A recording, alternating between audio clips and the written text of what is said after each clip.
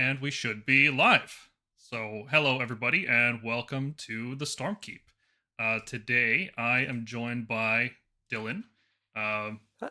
excellent Stormkeep player. I'm more of a Scions of the Storm player, and sorry to say that Stormkeeps are being squatted in the next edition. Yeah, I mean, this is no surprise to anyone, right? I'm sad to hear it confirmed, but I mean, I knew this was coming. Yeah, it's a good thing ultimately because now we get all the power of the army regardless of which one we pick, right? So instead of having to pick hmm Stormkeeper Science, it's like, well, you just get both, basically, right? Like you don't have to, like the more, it's kind of weird. The more abilities you have, the weaker your army gets because it has to be specialized in a particular way. So like the overall hmm strength goes down, the more specialized you get. That's the theory, anyway.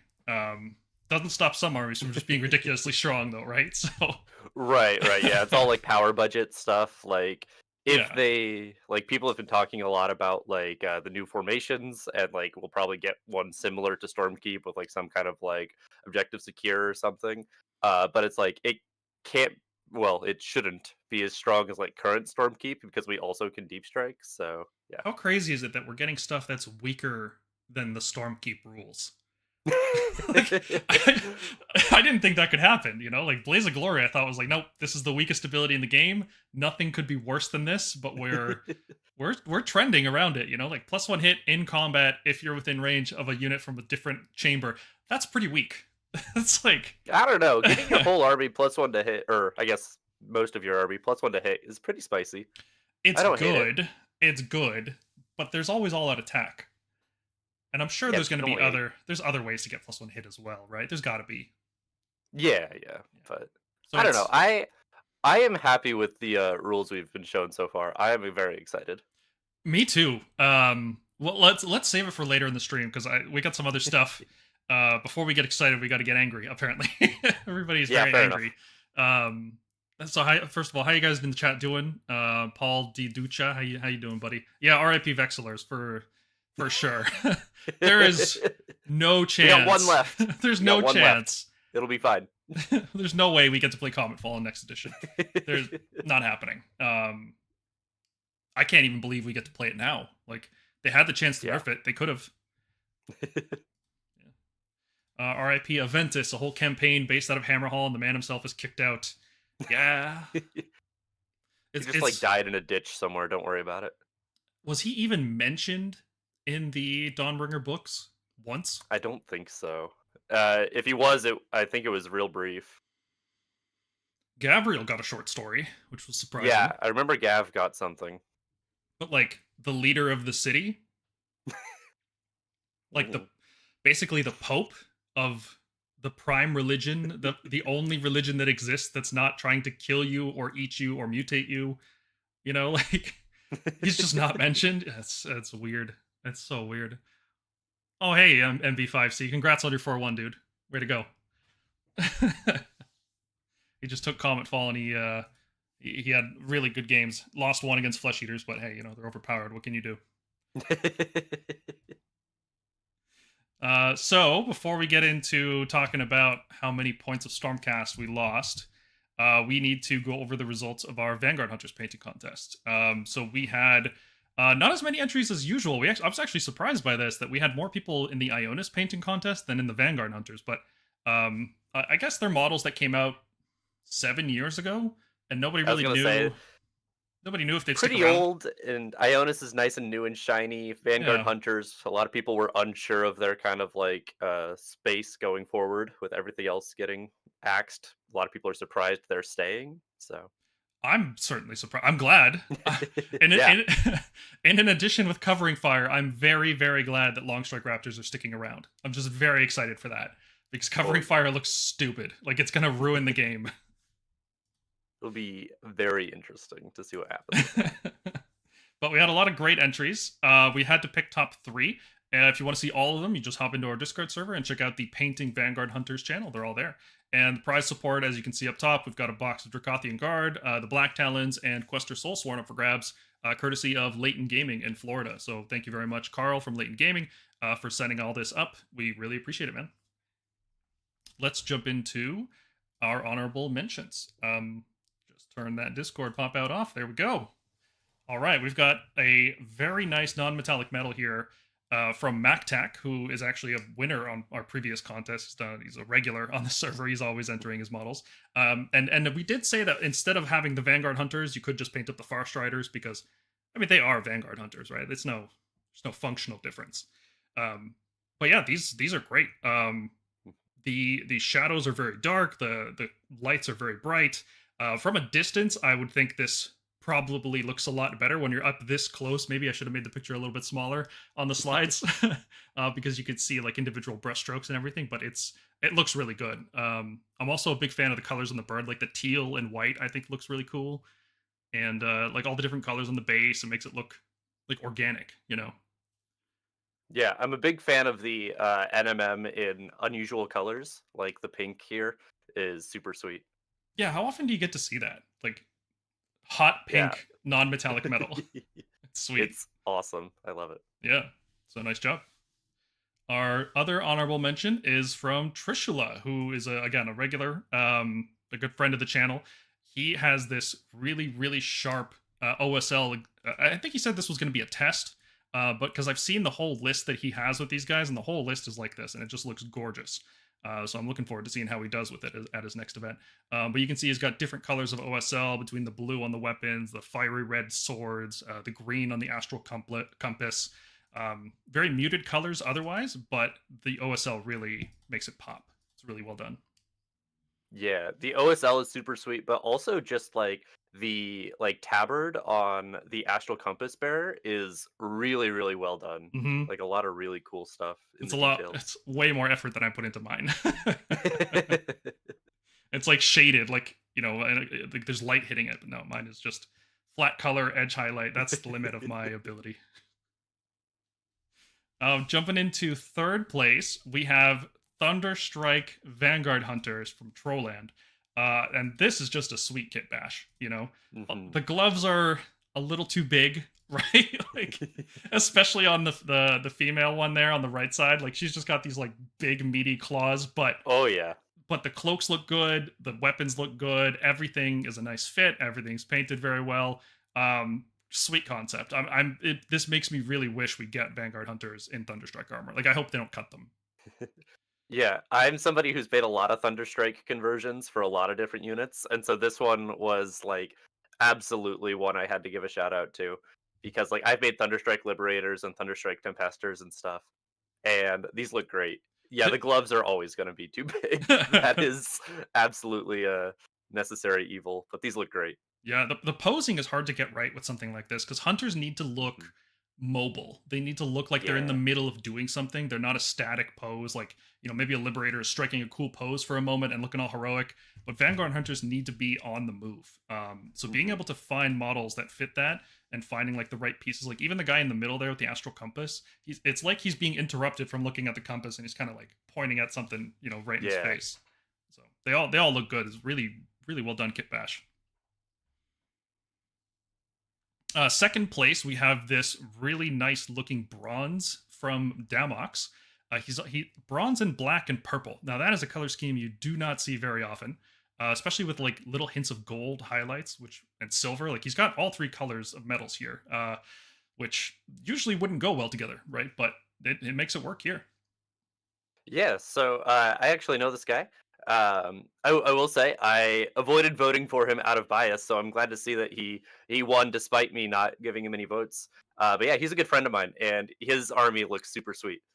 And I really like his Vanguard Hunters especially, and the Tufts are awesome. I love the big reeds. Oh, they're huge. I kind of wish there was more of the tufts on the base to make it look like they were walking through like a whole swampy area. Yeah. It's one of the when you get really tall brushes, it's really tough to get the right amount because like just one of them on a base might not look like it's enough, like it sticks out too much, but too many of them and then you can't really see the model anymore. Right, yeah, you don't want to just completely hide the model. Yeah, but these look good. I really like them. Mm-hmm. And our first place winner is Sodrag, who also won our contest last month with the Knight Vexilor. But these Vanguard Hunters just look awesome. The like shining ice sculptures on each base. I don't have a shot of the back in these slides, but if you guys go to the Discord server, you can see on the back of every single one of these bases, there's one of these ice crystals that's illuminating the cape in the way that it is on the Hunter Prime there on the middle left. So each one of these guys has this effect built into it. You can see there's also a bit of source lighting on the Astral Compass on the right guy. And that's really subtle. He could have gone a lot harder on that source lighting, which kind of makes the ice crystal lighting a little bit more dynamic. Like there's a difference in how strong each one of these effects are. The metal itself looks very, like it's been out in the ice for a long time. They're not just hanging around there for a good time. The loincloths are painted well. Like that's, again, still better than what I can do. There's actual shading implemented on it. Faces are done really well. Like I kind of wish this guy would put more faces on here because he's really good at painting faces. Like, oh my god, they're so good. Yeah. Yeah. Putting helmets on his models is almost a crime. Like he's so good at painting faces. Yeah, this one was a clear favorite of mine. Like just everything about it is so good. I've been playing Skyrim again recently, as one does every about 6 to 8 months, and there's huge Skyrim vibes here, and the source lighting is just so good. I don't know, these are amazing. I really really like these. Mm-hmm. Yeah, it's great. I also like how I'm a big fan of basing. Like I like a good base.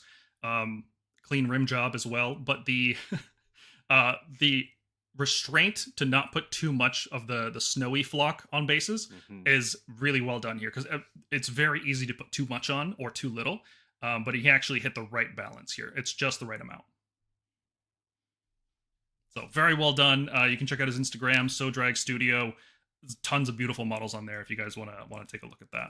So, all right, that'll be it for this painting contest. Sorry to jump through it too quickly. I just feel like I really want to get into the main topics of the day, What do you mean? We've gotten no news from Stormcast. We're exactly the same as we were 3 months ago. Nothing's changed. Not one thing. Nothing's been added. Nothing's been cut.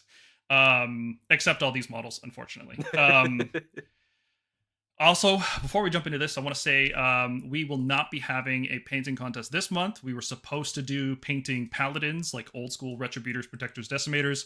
But with them being removed, we're not going to be painting them this month. We don't want to encourage people to buy models that won't be legal in a year. It's just something I don't want to do. It's an expensive hobby, not just in terms of money, but time as well. And your commitment to these models. Like when you spend time on a model that is just going to sit on the shelf forever, it's never going to be playable like in a regular game. I don't want to tell you guys to do that, right? It wouldn't sit right with me.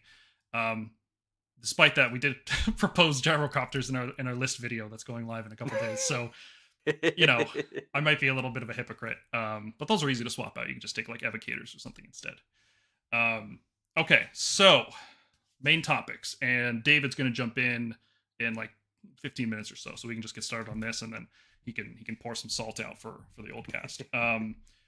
What day did they announce this? This was like a week and a half ago. Yeah, something like that. Yeah, that's about right. Yeah.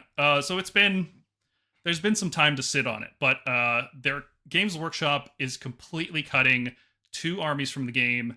They're cutting a whole bunch of Stormcast. They're cutting a whole bunch of Finecast models, which I don't think anybody's sad about the Finecast stuff. Like, is anybody going to lose sleep about Scylla and Fingrim or the Blue Scribe? Like, I guess the Blue Scribes are cool. They might even get a new model, right? But like, there's so many of these old models that have just been around since first edition that are in this disgusting resin that nobody likes to work with. So I'm not sad to see any of those go, right? But I was not expecting them to cull this many Stormcast, even though, I did pose it as a question on the server. I'm like, how crazy would it be if Games Workshop just did this? They just got rid of all the old cast. Because they're putting out a whole bunch of Thunderstrike. Some of it is just straight up replacements for old units, like Prosecutors and Liberators have been confirmed so far. A year from now, it's going to look really weird if you have Sequitors standing next to old Liberators, standing next to, new Judicators, standing next to Dracoth, standing next to Stormdrakes. Like, these models just don't fit together aesthetically. Even if you paint them the same scheme, just the models are different enough, they look like different armies. So a year from now, if they hadn't removed these models, people would be asking them to remove them because it just doesn't fit. And the sales would just drop off every single day. Like every day there'd be less old cast sold because, the writing's on the wall. They're not going to stick around. This design isn't coming back. It's going to get replaced at some point. So I I was thinking about that like a month ago, and I posed the question on the server, and everyone pretty much agreed no, they wouldn't go this far. You know, they wouldn't, especially Sacrosanct. Like that stuff's Yeah. going to be around at least one more edition. And we were wrong. Sacrosanct is gone, all of it. Well, it's legal for match play for a year. Yeah. We get a year out of it, right? Which is like, well, okay. Sorry, I've been talking a lot. What do you think, Dylan? Yeah, so I I understand the concept of like rip the band-aid off, get rid of all this stuff that we know is going to be gone eventually. So let's just, make it clear now. We still have a year to play with our toys, which like I appreciate. And it's not just like, hey, all this stuff is gone now.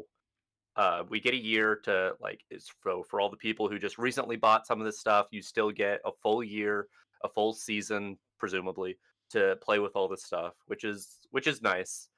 Um, that being said, there's some obvious like sore points here. Like I myself, I'm losing about 3,000 points of painted models and about 5,000 points total.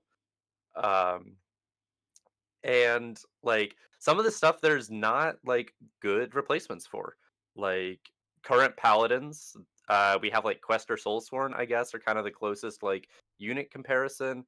The Knight Azeros, we don't have any like non-unique flying foot hero. So like there's definitely going to be gaps that we're losing, and that's not even to mention the literal entire Sacrosanct chamber that I think everybody is pretty upset about. Yeah. Um, I don't think Sacrosanct look bad at all next to Thunderstrike stuff. I think they're distinct but still work. And so I don't know. Like maybe this is some insane copium, but like I think Sacrosanct Chamber is going to make a return with like at least largely the same aesthetic and like models, but I don't know. That's insane copium, right? So don't take my word for that. I don't know if it's But that insane. I lost 7,800 points of Stormcast, Oldcast, like not counting stuff that's going to get re-released like Liberators and Prosecutors, because we don't know if that stuff's coming back in the same form. Like there was 5 Prosecutors in the trailer. Does that mean they're coming in squads of 5 now? Are they going to have grand weapons? Like I'm just assuming that stuff is dead. Anything other than that is a nice bonus, but I'm assuming it's dead and I can't use it anymore until proven otherwise, right? It does really suck because I spent a lot of time painting that stuff. It's actually right here. This whole cabinet, like 2 or 3 shelves, is just old. All that stuff's illegal now, except the Celestin Prime. There, he's legal. Which I don't know. You can't see him in the shot. Anyway, for proxying stuff, like it would be really easy to proxy Retributors as Annihilators. Whatever the new Griffstalker cavalry is going to be, maybe it comes on 90 mil bases. We can use Dracolines for that. That's reasonably close, right? yeah. Like it's not that far off. But it's still, I don't know. This is never going to feel good no matter how you do this. It's inevitable. You can't make the same models forever. Even the 30-year-old Skaven model needs to be replaced eventually. What's the oldest model in the range going to be now? Is it the Skinks from Seraphon? Or the Dryads? Ogres, maybe? Do they? I don't know how old they are. Maybe. I know they got some old ones. I'm like sure Yetis. somebody in the chat probably knows what the oldest model is going to be. Yeah. Yeah, the Sacrosanct Chamber, that's the biggest one, right? Like, Gavriel Sherheart was just a Lord Celestin that they gave a special name to for some reason and kept him in the books.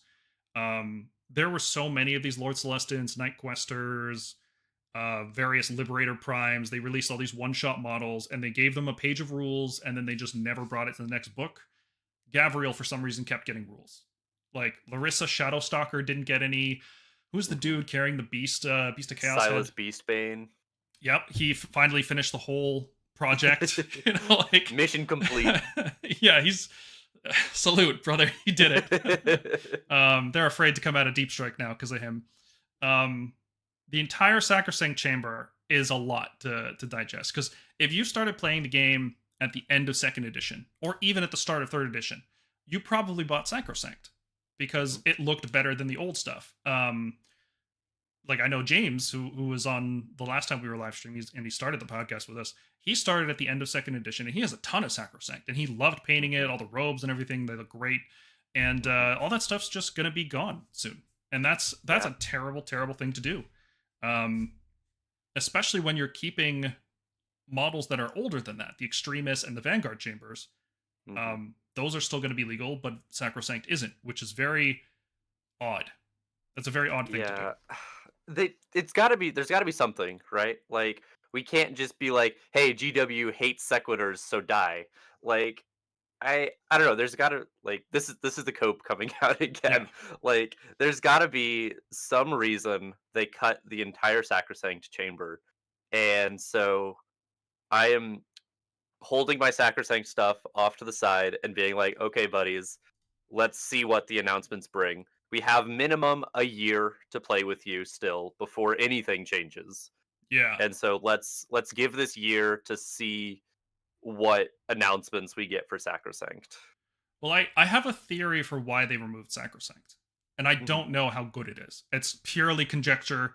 Just, the pieces fit together, but I don't know if I'm missing something in my logical thought process. So here it is. The Sacrosanct Chamber it was released in 2018, which means it would have been finishing design in 2017, right? Vanguard and Extremis were released in 2016, which means they were finished design in 2015.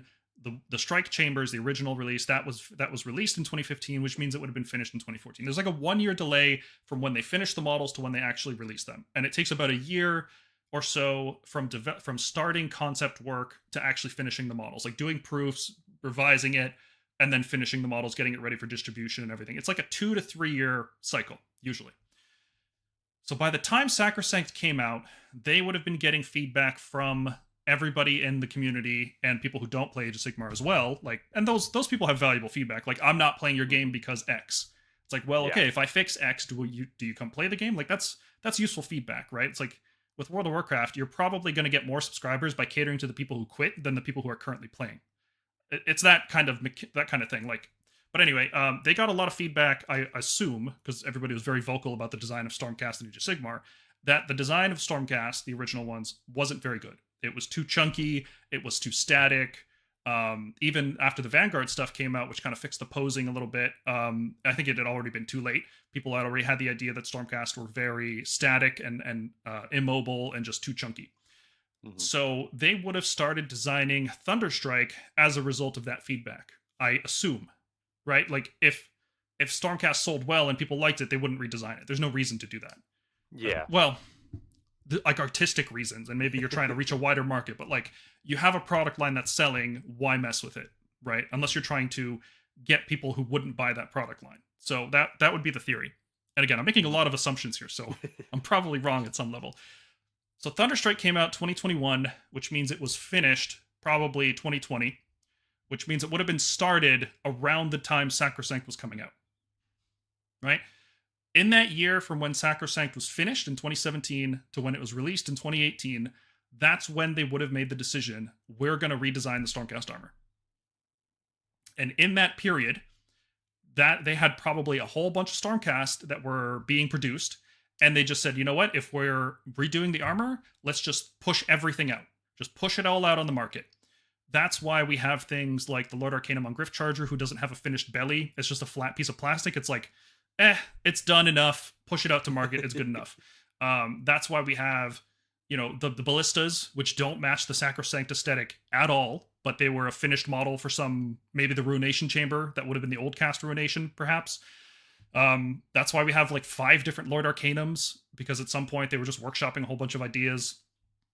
I think the Sacrosanct release was just everything that we have for Stormcast left from the old design. We're just going to push it all out the door at the same time. And it is what it is. And then they knew, probably, that they were going to redesign it all with Thunderstrike. And that's why they didn't release anything between Soul Wars and 3rd edition, except for Gardas, who was just a reposed Lord Celestin. Like, literally the same model, same proportions, everything. They just took the CAD model and tweaked it a bit. Which, yeah, we'll talk about Gardas later.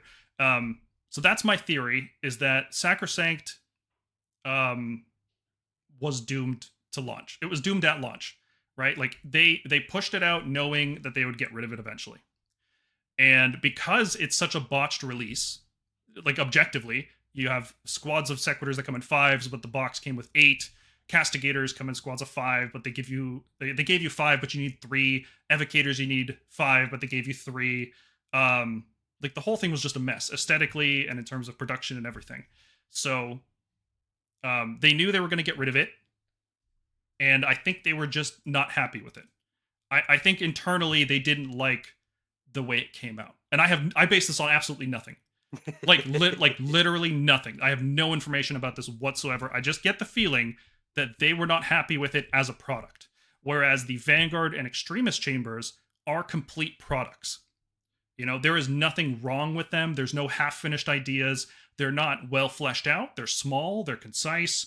They are what they are, but they're not like, you know, the last remnants of the old design that they just got kind of pushed out. So that's my theory. I have no idea if any of it is correct, but it's the only thing that would make sense. And then building on what you were saying, I do think Sacrosanct is going to come back eventually. They're not squatting it out of existence, right? They are just closing the doors on it for a while, and then they're going to bring it back at some point. But it's definitely not going to look like the way it does now.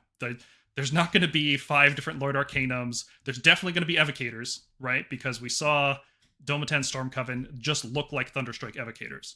So those guys are coming back, but definitely wearing new armor. All right, I've been talking for a while. Yeah, I don't know. Like, I agree in some points of what you're saying, but like ultimately, Sacrosanct was, at least in my experience, the most well liked like chamber before Thunderstrike like stuff started coming out.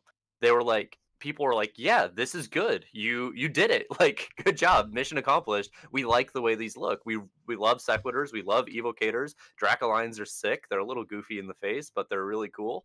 And people were happy with it. So I don't know. I agree that there's like some obvious like wonky production things, like especially like the Griff Charger who's not done. But ultimately, like, I feel like this is, I don't know. I think the ideal, quote unquote, like way for them to like move forward with this is to make a sacrosanct book, like a battle tome that is purely sacrosanct and not a Stormcast Eternals battle tome. Well, Something I think that's what they're doing, right? Like, yeah, I hope so. The article mentioned there's going to be... Okay, so we're done with the salt part. Now we can talk about, like, what actually worked about this announcement, what they could have done better. Because I'm actually not that upset about this, despite losing so many points of models. Like, I'm actually really looking forward to just getting new stuff. Like, I like a good reset every now and then, you know? And as much as it sucks to have that stuff removed, like, I'm also just looking forward to new stuff, right? So it's hard to be that upset about it, even though I really like Dracolines. But they said in the article that there will be a specific index or battle tome. I think they said battle tome specifically for the models that were removed. So I don't know if that means the old Warrior Chamber stuff and the Sacrosanct, because I got the impression it's going to be battle tome Sacrosanct. That's yeah. What So thinking. I reread that snippet like several times after you pointed it out to me, and I don't know. There's like so many different things that it could mean. I think it says like exactly like the models that are leaving will be getting a battle tome shortly after the release of 4th edition. And like worst case scenario, that means that all this stuff that's getting retired doesn't even get indexes like at the beginning, and that they're just delaying their index until after. Yeah, But I don't imagine they'll be in the index, because the way they've pitched the indexes is that they are faction packs, which are physical release products that you can also just download for free. And it wouldn't make sense to have some faction packs be download only and some be physical releases. So it's probably a situation where every existing army, so not Beasts of Chaos, not Bone Splitters, they're going to get faction packs, and then they'll release a supplement material, kind of like what they do with the Ironjaw supplement, only on download online, and that's where all the Sacrosanct rules are going to be. Which is great for us. That means we get to do more content for the channel. Like another... How many Battletome reviews can we fit into one edition? A lot. Um, it's good that they announced it with more than a year's notice. Mm-hmm. What they should have done, though, is list every single model that's being replaced. If there's a new version of a model, like Liberators, Judicators, you put them side by side. Say, here's the old model, here's the new model. Cool. Old model, new model, old model, new model. Go down the whole list. Every single model that's being removed, here's the replacement. Everything that doesn't have a replacement, it's not getting a new model. But It's so hard to do that though, because like I'm sure like even internally at GW, they're not sure like what is what is coming up, right? Like it's all still up in the air. Like obviously we're getting new liberators and new prosecutors and stuff, but like are we getting a new paladin unit? well, I don't know, we don't probably know, something similar.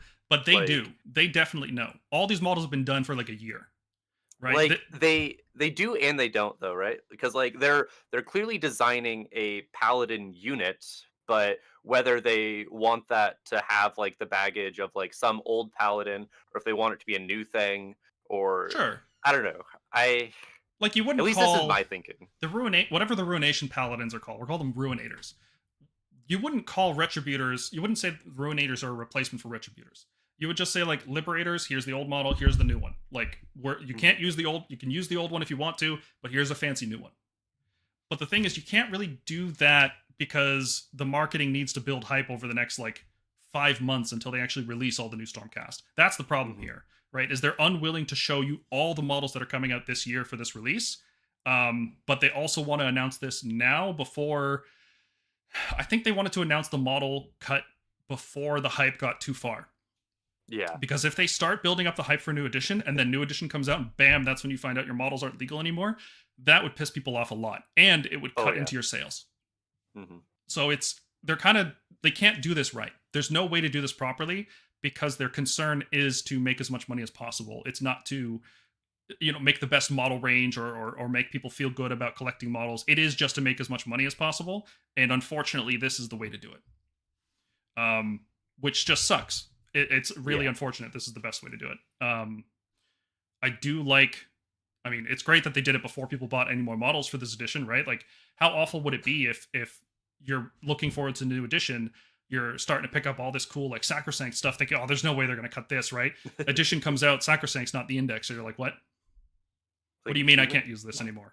Yeah, so this is, there's no good way to do this because of what constraints they're working under, and this is, I like criticizing Games Workshop, but they did a pretty decent job with this. They could have been better, but yeah, like I hear what you're saying. Like, give us the like replacements, and I know that I don't know. I don't know.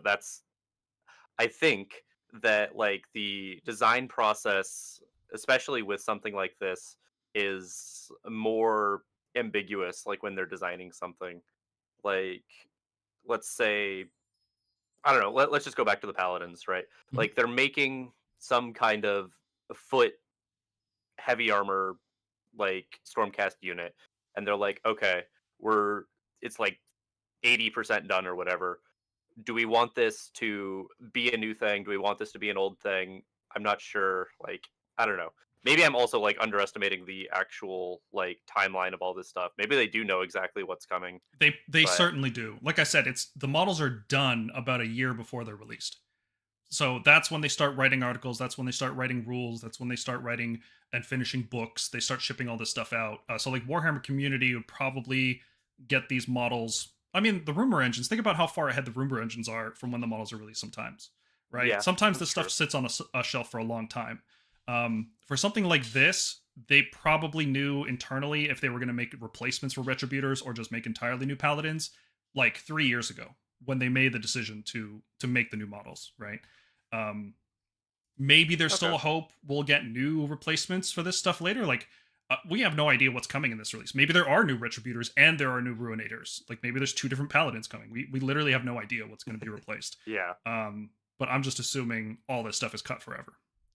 Okay, there's a couple weird ones here. In their announcement, they said all Underworld warbands are being replaced, which, I mean, that sucks because I love the Storm Coven. They're awesome. Great rules, Yeah. great models. It's really unfortunate that they're getting cut out of it. But probably what's happening with Underworlds is they don't know how valuable Underworlds is. Like, they don't know if people are playing Underworlds because it's fun and that's why they're buying it, or if they're buying it just to play Age of Sigmar. And they have no way of knowing internally. And so they're going to stop making rules for Age of Sigmar, and they're going to see how much sales Underworlds actually gets on its own, because they probably think it's not worth keeping, and this would justify cutting the game entirely.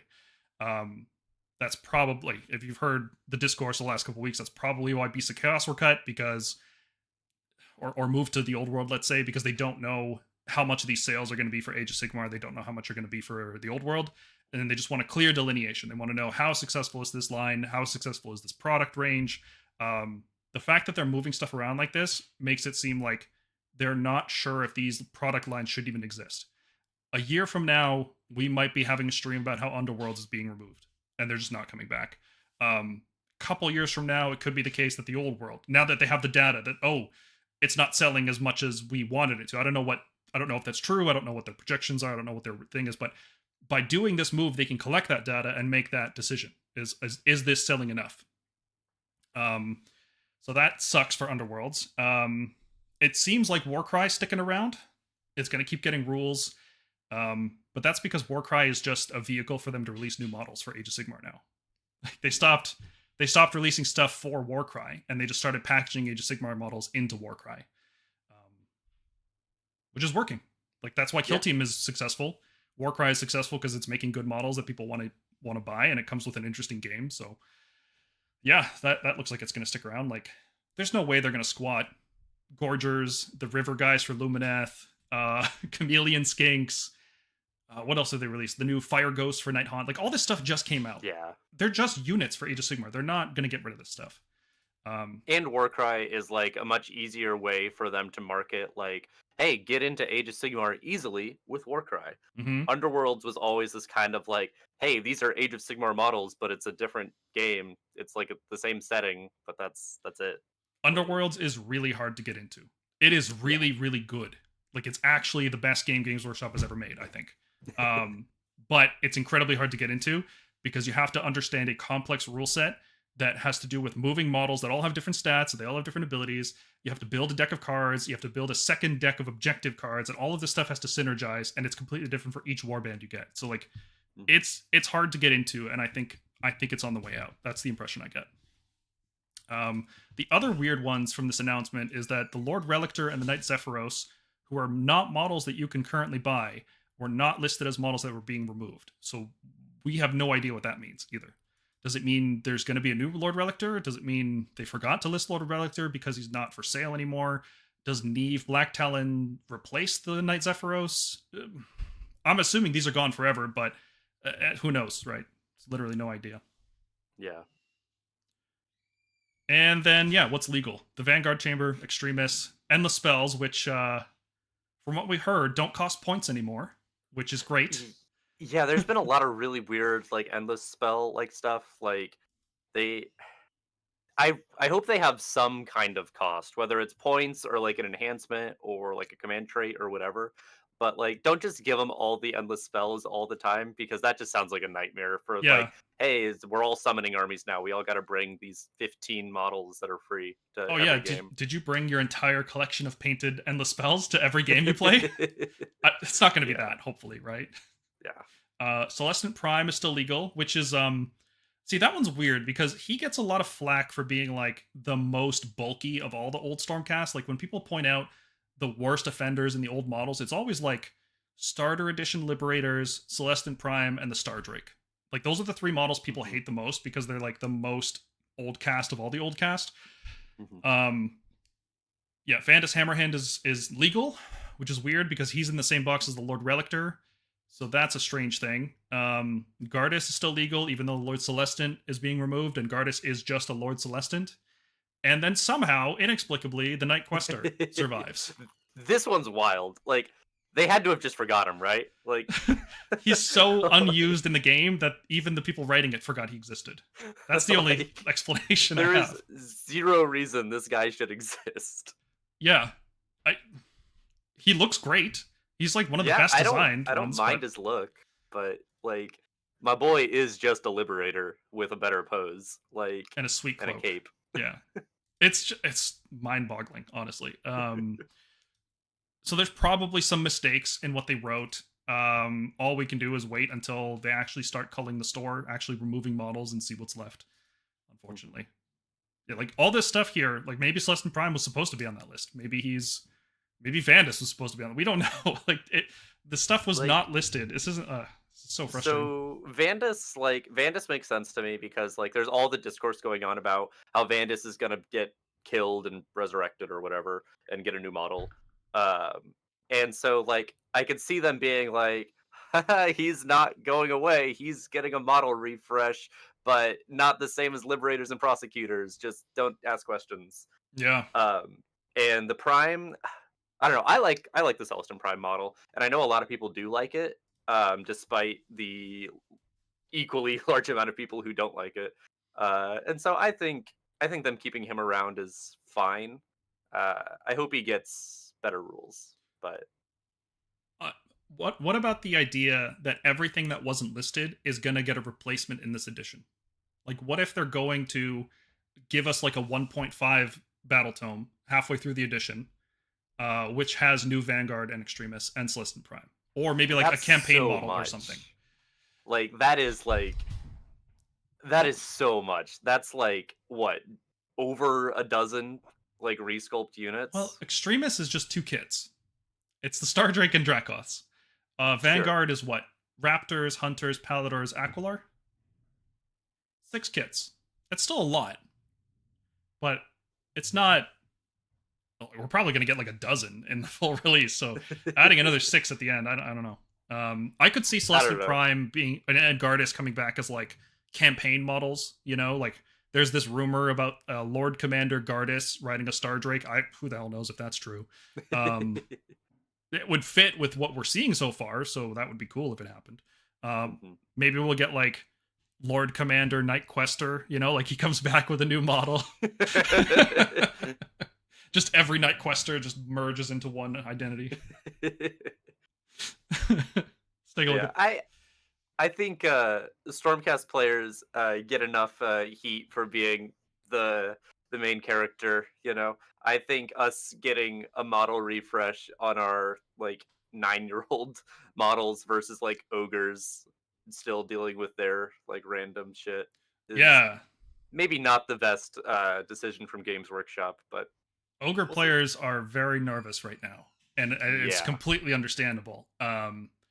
Because no matter what argument you can make for why they would keep ogres, you can also say, well, they did the same thing to Beast.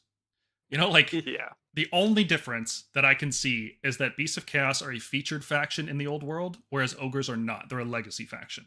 And so far, it seems like all the legacy factions are staying for AOS only. They're like not being supported in the old world. Which means if you're a dwarf player for Cities of Sigmar, if you're using dwarf units, they're not sticking around. Neither are the Dark Elves. It's all going back to the that one's a little writing on the wall, though. I don't think anyone's gonna be too surprised by that. Well, even new stuff, like nothing is safe, right? Like, will they be doing another revamp of Stormcast armor in 5th edition? Like, I'm not buying this a third time. I'm doing it twice, okay, and that's a lot. I'm not doing it a third time.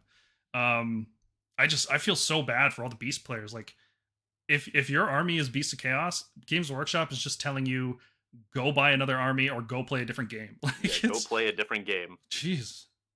Which you can pay us more money for this different game, by the way, which is just, it's such bad optics. And rebase everything to squares, too, by the way. Again, because you've rebased it from squares to circles, now from circles to squares. It's come full circle. Oh, God. It's terrible. Terrible move overall. But, you know, in a week, we won't care anymore. We'll be looking at the new models and not caring. Maybe by the end of the stream, we won't care anymore because these new rules are so sick. It's starting to make me already forget everything. Beast of Chaos players had it coming. You heard it here first. Before we move on to the second main topic, let's take a look at the chat. Let's see. I see Sacrosanct coming back. Easier to get rid of them now and bring updated later and do a second wave of removals. They did confirm more Warrior Chamber, 100% being updated through the stuff. Yeah. I do think Sacrosanct's going to come back at some point. in terms of the lore, I never really understood why Sacrosanct existed in the way they do, because their fluff is they guard the Anvil of Apotheosis, which is this big, presumably an anvil, it's in the name, where the seven smiths, the little dwarfs, little demigod dwarfs that Grungni has working for him, reforge every Stormcast. Every single Stormcast goes through the Anvil of Apotheosis. But there's one anvil. So why do you need an entire chamber from every single storm host guarding this anvil? Like, why do Hammers of Sigmar, the Hallowed Knights, the Astral Templars, the Knights Excelsior, why does every storm host have its own guards for this anvil? It doesn't make any sense. Unless there are multiple anvils, in which case, okay, each storm host is guarding its own anvil, but there's only 7 smiths. So, like, none of this makes any sense, right? Which again might be one of the reasons why they just pushed it out. It fits with my theory of them just doing a half-baked release, you know.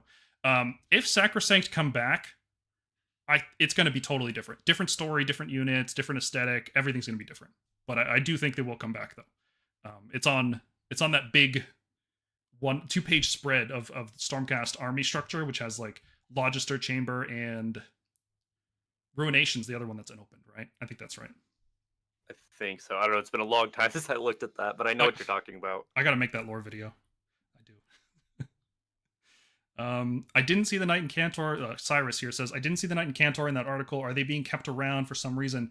I think the article said every Sacrosanct unit is being removed. So even if it's not listed on the web store, it's still being removed. Now, there's a few sources of Knight and Cantors. There's the one from the magazine that was like $10, and that's the one I use all the time. He's got this sweet, like, raising his fist, you know, kind of look. That you just can't buy anymore. The other one is built from the Evocator kit, which, of course, Evocators are gone, so you can't get that one anymore. And the last one, there's a couple more, but the last main one is from Soul Wars, which you can't get anymore. So there's just no way to get a Knight and Cantor. So even if the article didn't say all the Sacrosanct, presumably you still just can't get the Knight and Cantor. But they were very clear in that article. All the Sacrosanct, the entire thing, is just gone.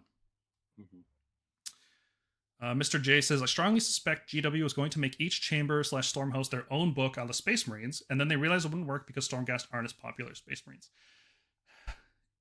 Yes, I think that's true, but it's more than that. I think Games Workshop had this idea in first edition of having lots and lots of mini factions. They wanted more armies. They wanted armies to be like, we're going to release one wave of models, and that's the army, and you're not going to get anything else. That's why we saw battle tomes just for Bone Splitters. We saw battle tomes just for the Pestilence type of Skaven. We saw battle tomes just for Beastclaw Raiders. Like, this was their idea, was we're going to silo all of these different sub-factions into their own army release. And maybe we'll build them up over time. You know, we'll think about that. Obviously, that didn't do very well. And there's a lot of incentive. It's really easy to get people to buy other model ranges if they're in the same book. Right? Allies are one way to do it. If you're looking at Stormcast and you're like, oh, I can bring Coalition Cities units, that's cool. Maybe I'll buy some Cities models now. If the rules push you into doing that, it can encourage sales, but it's even easier if they're in the exact same book. And that's why they souped all these armies together, right? Like, Ogres are back to being one army, Orcs are back to being one army, Gits, for some reason, are mixed in with Trolls and with Spider Gits. I hate all of this, for the record. I wish all of these were their own books. There's always rumors about, Caradron and Fyreslayers getting merged back into a single army. It's like back into it, like they were in one army to begin with.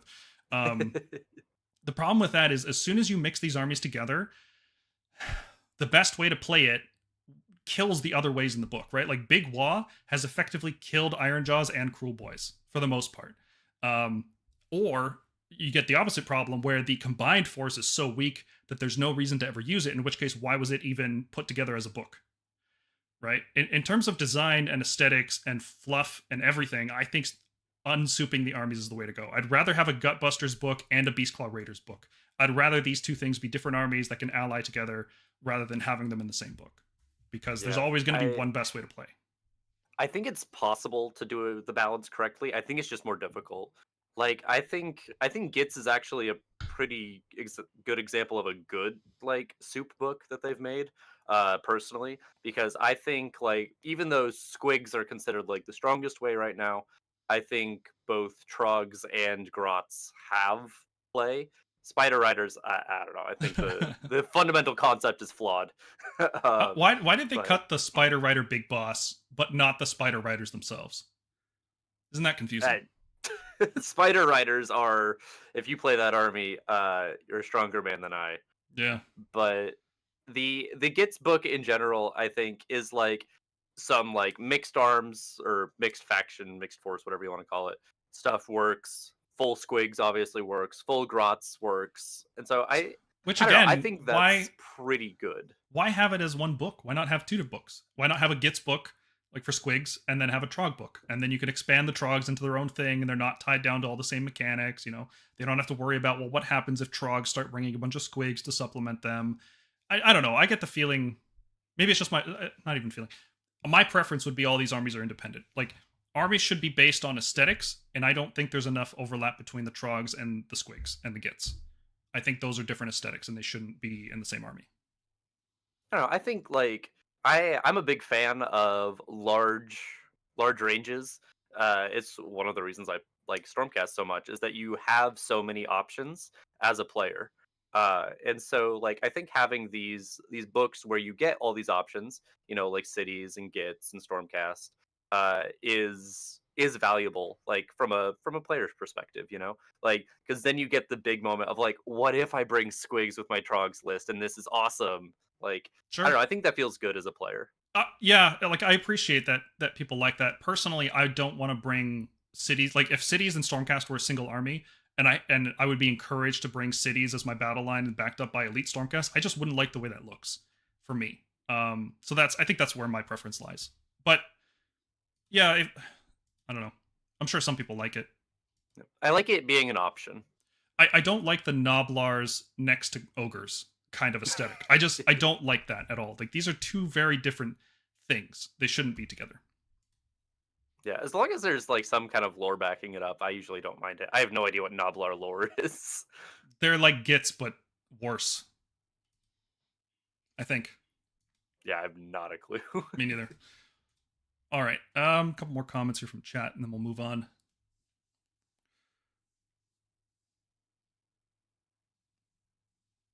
Cyrus says, I'm with Uncle Vince on this one. That article was a travesty and someone should be fired. Yeah, I saw Vince, I saw his take on it, and I think he's right about it, because he hits it from like a marketing corporate perspective, which is like, you're really doing yourself a disservice by farming clicks, you know, because that's what this is about, right? Is the Warhammer community website is trying to generate as many clicks as possible because that's their metric for success. Like that department is trying to be as successful as possible, and their metric for it is get clicks. So this is how they get clicks, is by drip feeding all the information about this edition over a period of 4 months, and that's going to generate the most amount of clicks, they think, and they're probably right.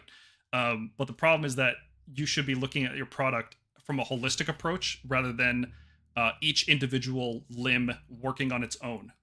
They're playing QWOP at this point, you know, like they're trying to sell Warhammer by doing that QWOP run thing where like each arm and leg is go differently. It's like, hey, you're a Soulblight player. Read this article, and then it's like, oh wait, there's also this Liberator information right here, so now everybody has to read it. Yeah, because you don't know what's going to be in every article. It's ridiculous, just ridiculous. Okay, so let's go on to the non-angry part of the stream. Right, this is all good stuff from here on out because 4th edition looks fantastic. Right, I've got some bullet point list here, not going into any specific stuff yet. But here's big stuff that we know about the edition so far. And this is in no particular order, except for the first one, which is the most important. Battle Shock and Bravery are removed, which is enormous for the game. Everybody always hated rolling Battle Shock tests. Sometimes I would still, like, I'd be at, like, top tables at DTs, and people still wouldn't know how to do Battle Shock.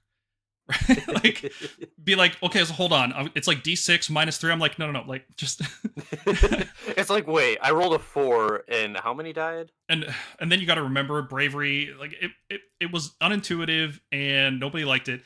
That said, I actually don't like that they removed Bravery as a concept from the game. I think morale is a necessary part of a tabletop game because your troops are not, unless they're Stormcast, frankly, they shouldn't just be like immune to psychology, right? Like you should have to care about how well your guys are fighting, because that is more realistic to it's in tune with the human condition. It's more relatable, right? Not everything should be demigods that don't know fear, or like mushroom psychopaths that literally can't feel fear, or undead constructs. Like, there's stuff that does feel morale, and that should be a part of the game. As a gameplay mechanic, it never really worked unless you were Flesh Eater Courts, and then Bravery was awesome, and I was so happy that Bravery existed in that book. But that's all gone. Yeah, it's like Bravery and Battle Shock and everything.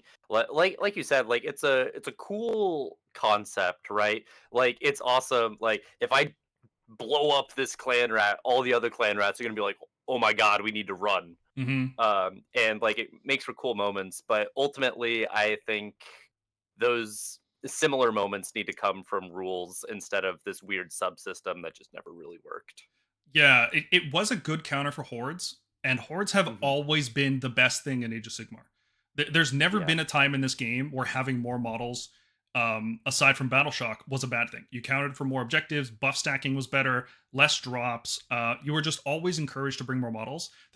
I don't know if you played back then, Dylan. There was a time where you would straight up just get bonuses and get cheaper units if you brought more models in that unit. Yep. Right? Like, how stupid is that? You bring 30 Saurus warriors, they cost, you get like a 60-point reduction, and they get +1 attack, and they get +1 hit. It's like, why wouldn't I bring these more models? And you can load up all your CP on the same unit. Like, screw it, just juice them. And the only thing holding it back was Battle Shock. But there was Inspiring Presence, there's counters, like, it never really mattered. And I don't want to see them do like a half-baked system like they did in 40k, because from what I hear, Battle Shock in 40k is complete garbage. There's whole armies that are designed around it, like Tyranids, and it just doesn't matter because everybody just auto passes Bravery, or has like Leadership 5 or something, and they just very easily pass it. It just doesn't matter. I was gonna say, I don't know a whole lot about the 40k like Battle Shock and how it actually works in practice, but like the idea, because with them, if you fail, you don't lose models, you just don't count on the objective, right? Yeah, you like can't use stratagems and you can't control objectives, something like that. Yeah, which like that like sounds cool in theory, but I don't know. I think you've run into similar problems where it's just like it's too debilitating to not have like ways to like just get rid of it. And so you need to just get rid of it. Yeah, I'd rather it be gone than worthless. Ideally, they would have a good system that implements morale in a way that matters and have tons of mechanics that interacts with it. Have it like an alternate way to fight, is like, instead of just killing somebody, you like stab them a little bit and then like poison causes them to die. Right? It's that kind of difference in approach. You can create a lot more stuff in terms of flavor if you have different ways to kill your opponent than just doing damage. But maybe the rest of the edition will make up for it. Which is like why I think rather than like let's say Slanesh or whatever is the army that does that. That like we don't want to kill you by killing your models. We want to kill you by killing your spirit or whatever. And I think it's better like if they had unique rules that dealt with that, rather than you playing a different game or like, I don't know, Stormcast versus cities or whatever, and having to deal with all this Battle Shock stuff that neither of these armies care about. Yeah. You can just make it something that the armies that care about it care about it. You could also make the argument that Age of Sigmar is such a high fantasy game that the number of units that would actually care about Battle Shock shouldn't be as high as it is. Like, Stormcast probably shouldn't be affected by Battle Shock. Undead shouldn't be affected by Battle Shock. Crazy mushroom psychopaths shouldn't be affected by Battle Shock. Like, there's too many lore reasons that you can think of why you should ignore it, which kind of then just makes it like a punishment on certain armies. Like, and then, is that fun? Is that good? I don't know. So I'm worried that without Battle Shock here, damage is going to be very important. Right? Because if people are still going to bring 40 zombies, like that's still a legal unit that you can bring, you're going to have to cut through a lot of wounds. And if everything we've seen so far seems to be pointing to the game getting less lethal, everything doing less damage, less accurately, lower maximum damage, that's going to be hard to do without Battle Shock. So that's going to make the game very interesting. Just stuff is going to stick around. You're not just going to have, oh, I cast Horror Gas, therefore your 60 zombies are dead. That's not going to happen anymore. Like, those 40 zombies are going to be on the objective for multiple turns. Okay, next thing. Heroic actions are just gone. I thought this would be the case, and they confirmed it this week, and I'm very glad they did. What do you think about heroic actions being removed? I think this is fine. Heroic actions were always one of those things. Like, I don't know. I guess I'll do it. Might as well. Sometimes it gives me a little bit more strategic like thought, like with finest hour and heroic willpower and stuff. But it never really like landed for me. I was always just kind of like, okay, yeah, I'll do it. Sure, carry on. Yeah, I hated that they were at the start of the hero phase, which is weird to say because reactive gameplay is really good, but it's specifically because they're at the start of the hero phase. Like, I have no idea what my hero's going to do this turn. Why am I picking that at this point? Like, why aren't there heroic actions where I can, like, do a heroic intervention or a counter charge or, like, picture really cool command abilities, but just for heroes? And I thought that's what heroic actions should have been. And it seems like that's what they're doing, except because heroes are inherently inefficient, it's probably going to be the case that all of these really cool commands that we're going to talk about soon, they're just better on units, right? They're like, there's no reason to do this stuff with heroes. Rampages are gone as like a system. They're now just an ability, like everything. Everything is an ability now. And some of them have the rampage keyword. Like Nagash's Hand of Dust is a rampage. Why does rampage as a keyword exist? The only reason for it to exist is so that there could be counters to it. Yeah. Right? Because if synergies. Like, probably counters, though, let's be real. It's probably counters. Yeah. And who's really good at countering that? The Astral Templars. But too bad we don't have subfaction rules anymore. So, womp womp. Indexes are coming. This was rumored for a while and it's been confirmed. We are getting an index for every army, and they're free. You can buy them if you want, if you're a sucker. But they're also free that you can just download online, which is good. That's a good change. Battle tactics are sticking around, unfortunately. I really hate battle tactics, but maybe they're completely different, and I won't be too upset about them. I don't mind battle tactics. I quite like them. I like the theory, at least. Some seasons are better than others. Secondaries are necessary. We need secondary objectives, otherwise it's just stand on circles and do damage, which is fun, but it's not enough. It's not enough. Yeah. So I would like a lot of things to change with battle tactics, so I'm going to reserve judgment on that. One of the things that they specifically noted here, which I think this is going to change pretty quickly, frankly. I think first General's Handbook is going to get rid of this, but if you take a double turn, you can't score a battle tactic that turn.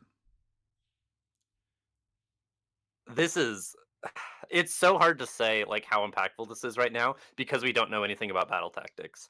Because like as it stands right now, it's like you need to win the game if you take a double turn, like if this rule is as is. Yeah. It can pull you out of a bad situation, but if you take a double turn and you don't crushingly defeat your opponent on that turn, like you get so far ahead that your opponent, when they double you later, they can't come back. Like there's no reason to take a double right now. But we'll see. I think personally, they're setting it up so that they can get rid of the double turn entirely. I think this is going to make a change that will push people. It's like a nudge. It's like, well, you shouldn't take a double turn because you're actively being penalized. So people will stop doing it. And then in a year, they'll be like, well, since people aren't doing it, we'll just get rid of it entirely. That's my theory. I don't know how accurate that is. I can see them doing that, which really sucks because I quite like the double turn. I think there's a lot of counterplay to it and a lot of thinking in the game that critics of Age of Sigmar tend to gloss over. But at the same time, the double turn does make it harder for new players to get into the game. Because I can't tell you how many times like I've talked to somebody and they're like, this double turn thing is so stupid. They just took 2 turns in a row and killed me while I sat there for 40 minutes. Yeah. And it's like, yeah, that's kind of how it goes when you're learning it. Well, we're gonna get into all of this, but the game's getting less lethal, so double turns will presumably be less powerful in terms of damage done. Ranges are being reduced. That's another point I have on here somewhere. They said that ranges are getting reduced, like shooting ranges, presumably magic ranges as well, because you can cast outside of the hero phase now. There's some spells that it seems like you're going to be able to cast outside your hero phase. You can cast in the enemy turn as well, which is a really cool thing. The game is getting less lethal, more constrained, more predictable because of things like redeploy getting changed to being at the end of after your opponent does all of their stuff, then you get a chance to redeploy. So you don't have to play around every single possible redeploy. And I'd love to see more stuff like that because the game is exhausting to think through at like a really high level the amount of possible permutations that can happen is actually just tiresome. Mm-hmm. And so if all of these changes are happening, the double turn could stay actually exactly the way it is right now. No changes necessary whatsoever. But I still don't think they're going to get it right, because no matter what they do, there's going to be some people who just inherently hate it. And there's nothing you can do to convince them. And they'll never play Age of Sigmar until you get rid of the double turn. And at some And point... I think that's okay. Like, Yeah. I don't know. Like, if you are like vehemently against the double turn, you hate it at its very core, like, yeah, Age of Sigmar is probably not the game for you. And I think that's fine. Yeah. I think it just needs to be, I don't know, I think the press on the double turn needs to be better. Needs to be the strategic decision that it actually is, and not just like, there was definitely for a while it was, hey, I got the double turn, I'm taking it every time. Yeah. I think like this past season in particular did very good of like, the double turn is a legitimate decision. And I think the more they make it an actual decision and less of a, I got the double, I won this roll off, now I win the game, Yeah. is good. Lower threat ranges is going to help the most with that, I think. Yeah. And reactive gameplay as well. Yeah, so like we said, lethality is being reduced. We saw Liberators are pretty good for a basic battle line, which they do this basically the same damage they did before.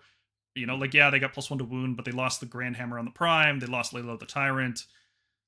It's about the same. Liberators do about as much damage as they do. So if that is pretty good, then the whole game is just going to be like people hitting each other with the Nerf bats. It's going to be like pillow-fisted attacks everywhere. It's going to be crazy. That combined with no battle shock makes me very concerned. And here's another thing. Everything within 3 inches can fight. So there's literally no reason not to use hordes. You don't get punished defensively, and you only get all the benefits offensively.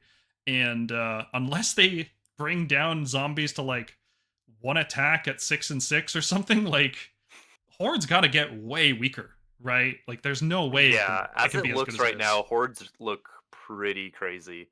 So I'm very curious to see like what they look like. Like, what does the clan rat warscroll look like? Like 10-man cavalry is going to be insane. You can already just see that happening, right? It's going to be wild. Okay, next one. Command traits have been replaced by heroic traits. I really like this because I think the decision of who your general is has just led to a lot of really bad feelings. Like locking battle line behind a hero, that feels bad if it's your general. But if you have just like, if you bring this hero in your list, you can bring this as battle line. That's felt good. That's always felt good. You typically just pick who your general is these days based on, well, grand strategy and command trait. Like, there's no, besides battle line, it doesn't really matter. And that makes all kinds of weird decisions. Like, does it make sense that most Stormcast armies are led by a Knight and Cantor these days? Probably not. You know, we've got actual leaders in our army. Does it make sense that Celestin Prime isn't a War Master? No. No, it doesn't. You're actively encouraged to make your general not what should be the general for your army, because it's a unique character that has cool abilities and you miss out on this trait. So I like this change. It's subtle, but it's a good one. And that leads into this next point. Army construction is just so easy now. And I love this because your army is 1 hero and anything. Any amount of anything. And that's a list, right? Have you introduced players to the game and they're like, well, how do I write a list? And you start like explaining your units and combos and which battalions they should go into, and then you get onto enhancements, and it's like, it's just so much knowledge for these players to get through. And if the bare minimum is just hero plus anything, that's a list. Doesn't matter. It won't be good because you're going to feed your opponent CP. You're going to have tons of drops. You're going to miss out on a whole bunch of stuff. Like, they're nudging you to not do this, but you can do it.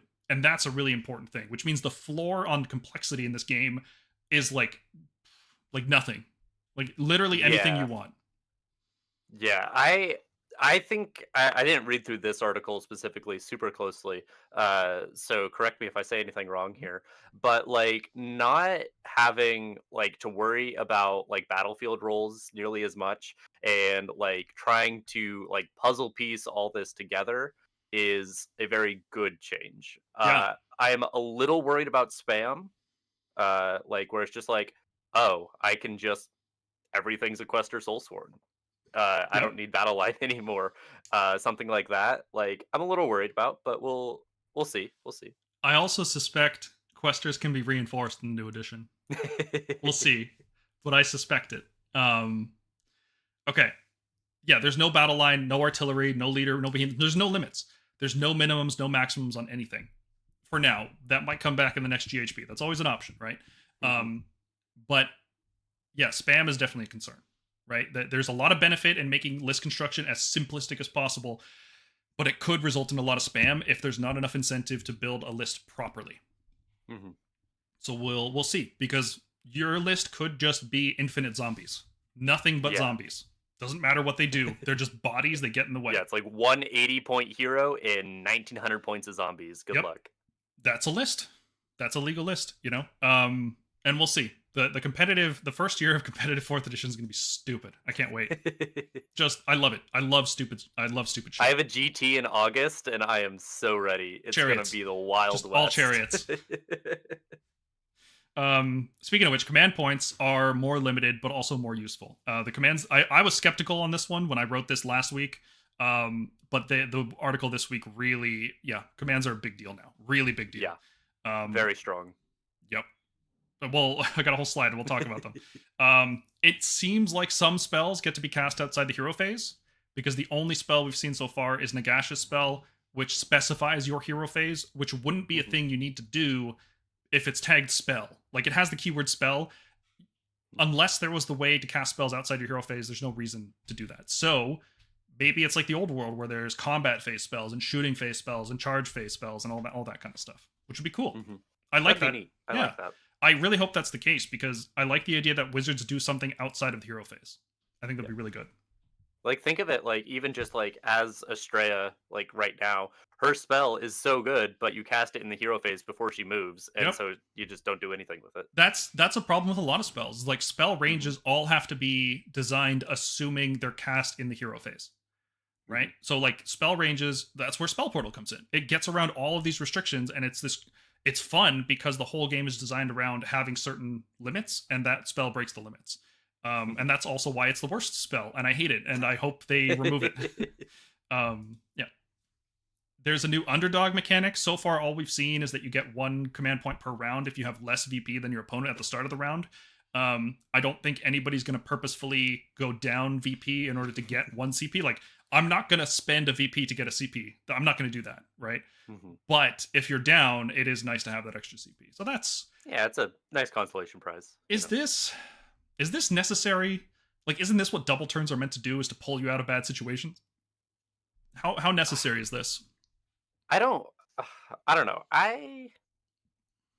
Like, the fact that it is like fewer VP and not like going second or something like that is very meaningful distinction, because like I think double turn is like, it is a comeback mechanic, but it's out of your control as a comeback mechanic. This is like something that you just get. It's like, instead of like a critical hit in a game, which is like what the double turn is, this is more just like a catch up XP or something like that. Which I think they serve different uses. Now I don't know how impactful this is going to be, or how much it's actually going to matter, but I do think it's a distinctive, like, different thing as a comeback mechanic than the double turn. Yeah, I would actually rather have more stuff like this than the double turn as a comeback mechanic, because you can't control it, right? There's some times where it's like, oh, I can get bailed out of this game if I win the double, but you don't, and you have no control over it. Whereas for comeback mechanics to feel more satisfying, I think they should be in the control of the player.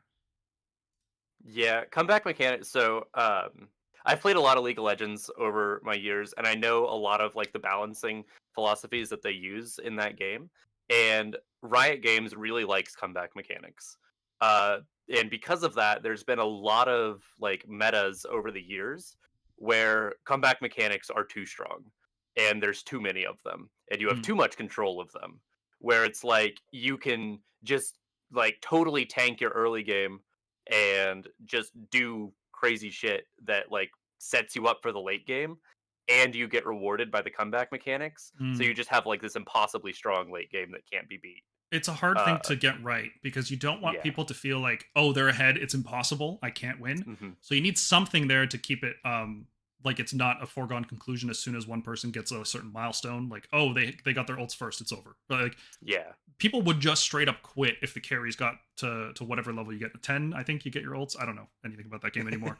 I just played Heroes of the Storm a lot. But yeah, if people just got their ults and people quit, that is just really bad for the game. So you need some game mechanic to put people to be like, okay, you're on the back foot, but you can still win, right? But on the other hand, you don't want it to be like, oh, I got ahead because I'm a good player, but I made one mistake and now it's over. It's like, that sucks too. Like you can't reward people for doing, you can't punish people for doing well. So it's tough to get right. Okay, there is a new General's Handbook coming this year. It will be in the starter box. All the battle plans and tactics that you need are in the starter box, which to me says, why would you buy the starter box? Why would you buy the GHB if you're going to buy the starter box anyway? You wouldn't, right? The GHB this year exists for people who are not buying Stormcast or Skaven, which is most people, presumably. Except Beast players. Ooh. Too soon, right? Objectives are now 40 millimeter markers with a 3-inch control range. So I hear this is what 40k does as well. This is actually going to have the biggest change on the game. This combined with the 3-inch fighting and the battle shock being removed, all of this just changes the way combat goes through. Assuming like, it stays more or less the same in terms of like how models move around and stuff. Like I don't think it's like a fundamental redesign. So I think these things are going to have the biggest impact on the game. Yeah, have they? I think I missed this article. I've seen people talk about it. But like I said, I haven't been. I've been waiting. I haven't been following the drip feed as closely as some. Oh, you got a drip. Bro. Is the 40 millimeter? Is that impassable, or can you move through it? Have they mentioned? In 40k, I think it's a situation where the base rules say it's impassable. But then, as soon as you use the match play rules, like tournament rules, they all say it's you can just fly over it because it would be the dumbest thing ever if you couldn't go over that. Karazai is unplayable, straight up unplayable at that. So like so many things get super wonky if it's impassable. Like I was talking to one of my friends, and he's like, you can set up so your opponent has like a 9-inch charge, even though like you're on the objective with like they have to go through this weird unpassable thing. But at the same time, if it's not impassable, think of monsters like Karazai. Karazai maybe not the best example because maybe he should be able to do this, where they just sit on the objective and it's like literally impossible to take it from them. Well, because it's 40 mils plus 3-inch radius off that, it's going to be bigger than Karazai's base. So is it bigger than the biggest base? I think Karazai's base is the biggest, yeah. I think he's on the biggest size base. Okay, then so it should be okay. Yeah, I'm here for it then. It will be really easy to body people off with Karazai, but not impossible. And like stuff like zombies, like they're in a circle on the objective. What do we do? I'm here for it though. I think this is ultimately a good change. I have to assume that's going to be how it works. I have no idea. If you can't finish on top of the objective, it's going to be stupid. It's going to be so stupid. Things get really wonky really fast. Yeah. So not looking forward to that. And if that is the case, I think there's going to be enough outcry that they'll errata that immediately. Like first balance patch, that's out the window. Yeah. Artorius Rex says, I'm very neutral on the double turn, as while I see a lot of benefits, I also feel very illegitimate when I try to defend it as a game design concept. Yeah, it's really hard.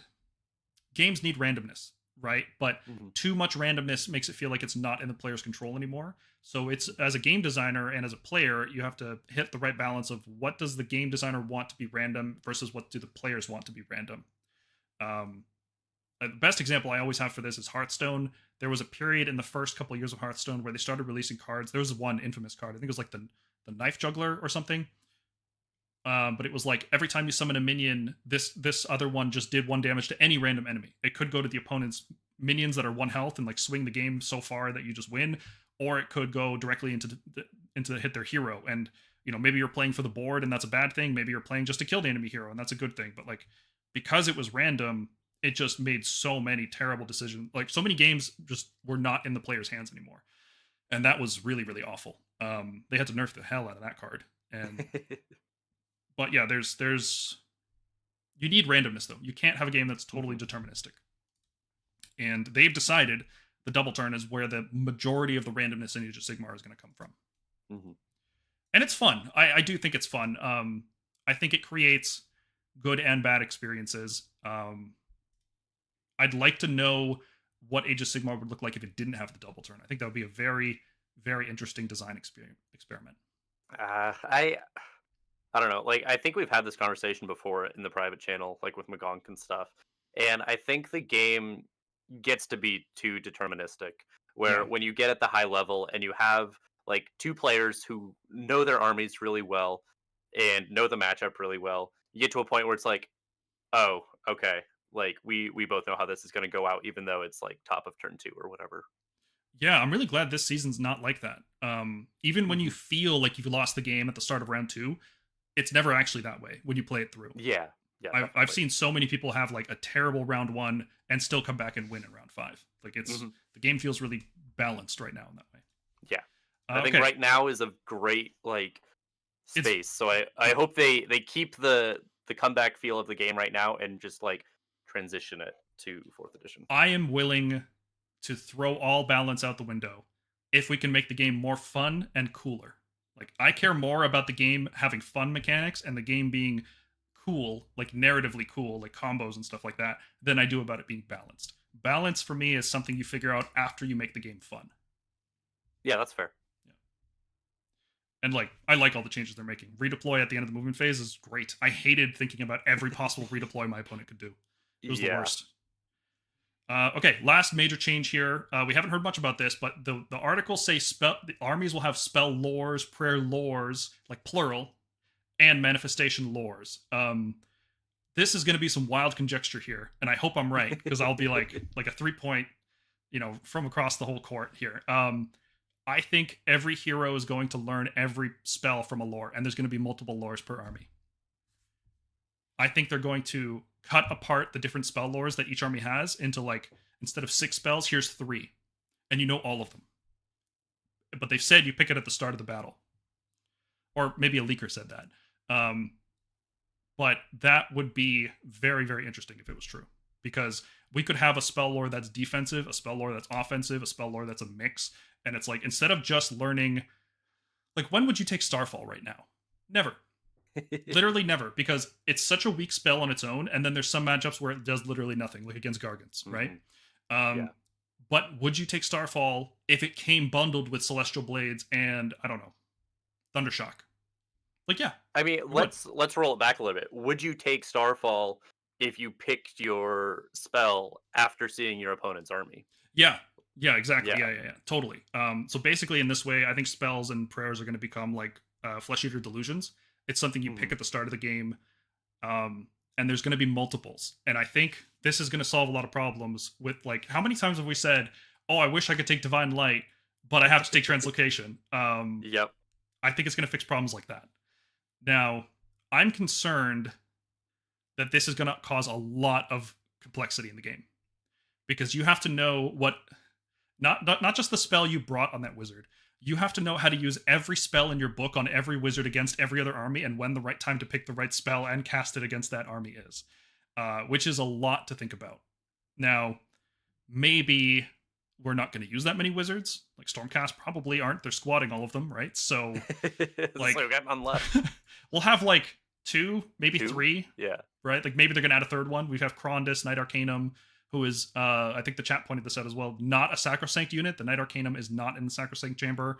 They assist with like the memories of Stormcast or some nonsense. It looks like a Ruination Chamber unit to me, personally. But yeah, then there's this other thing, manifestation lores, which that to me sounds like how you cast endless spells now, which is like, well, do I get to pick either casting regular spells or casting endless spells? Like, what are the trade-offs here? If I give up my regular spells, is that why endless spells are free now? Because that would be a cool angle. It's like, you don't have to pay points for Everblaze Comet, but you do have to pay Celestial Blades for the Everblaze Comet. Right, yeah. That's- Some kind of opportunity cost would be cool. I will say I'm a little worried, like, in second edition, we had more enhancements in general because so many of them were just garbage.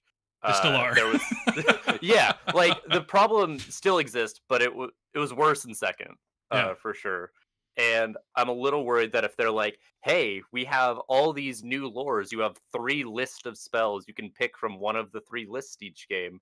It's just gonna be like, "Well, we're not gonna use half these spells. I like this spell. I like this spell, and I like this spell. So that's the only one I'm gonna care about when I pick my Yeah. lores or whatever." That's a problem with enhancements in general. When Mhm. you have dozens of choices, let's say, but you can only take one, then it's really easy to figure out which is the one you take most of the time, and then the one you take sometimes, and then everything else is just garbage.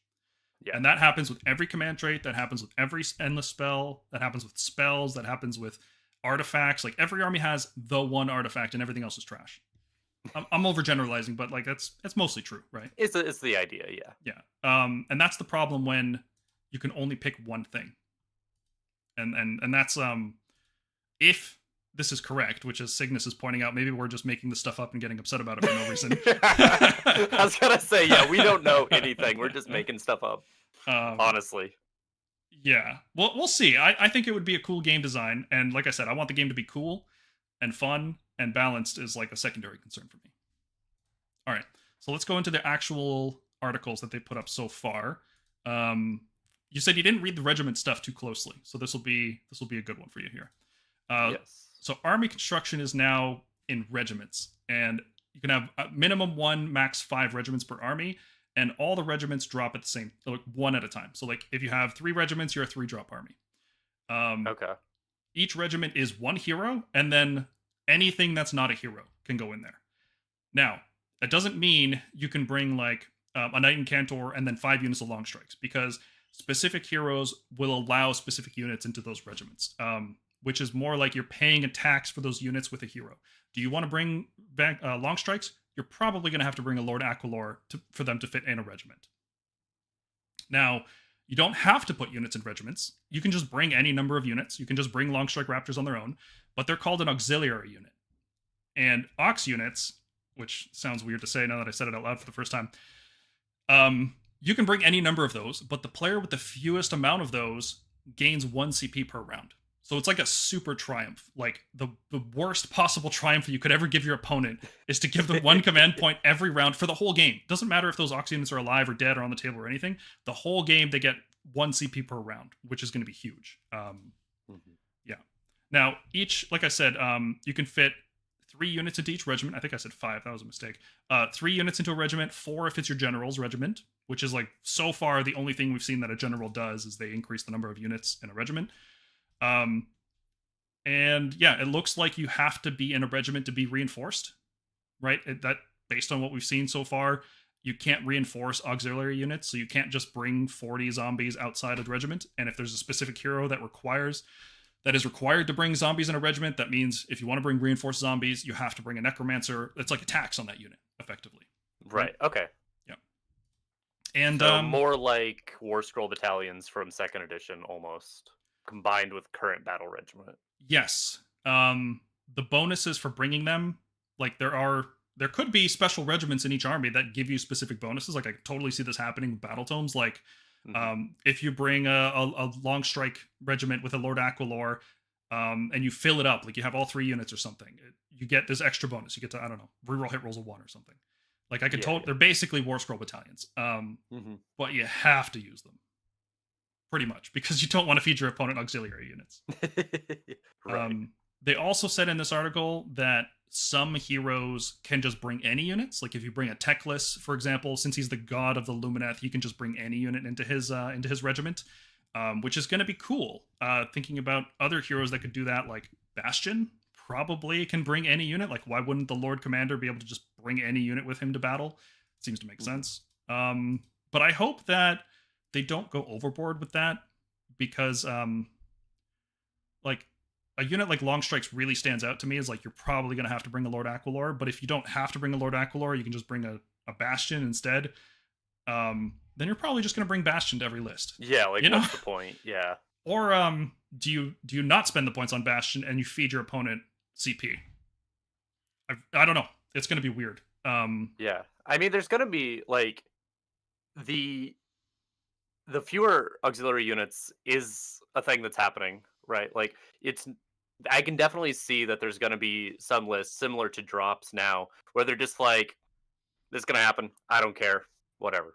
I'm like I got a million auxiliary units. You get the extra CP. Like I'll take the hit rather than try and fight and like take suboptimal choices to like be like in the battle for it. Hmm. I think with the changes to battle shock, threat ranges, melee range, like all these things adding up, I think there's going to be a strong reason to go first in this game.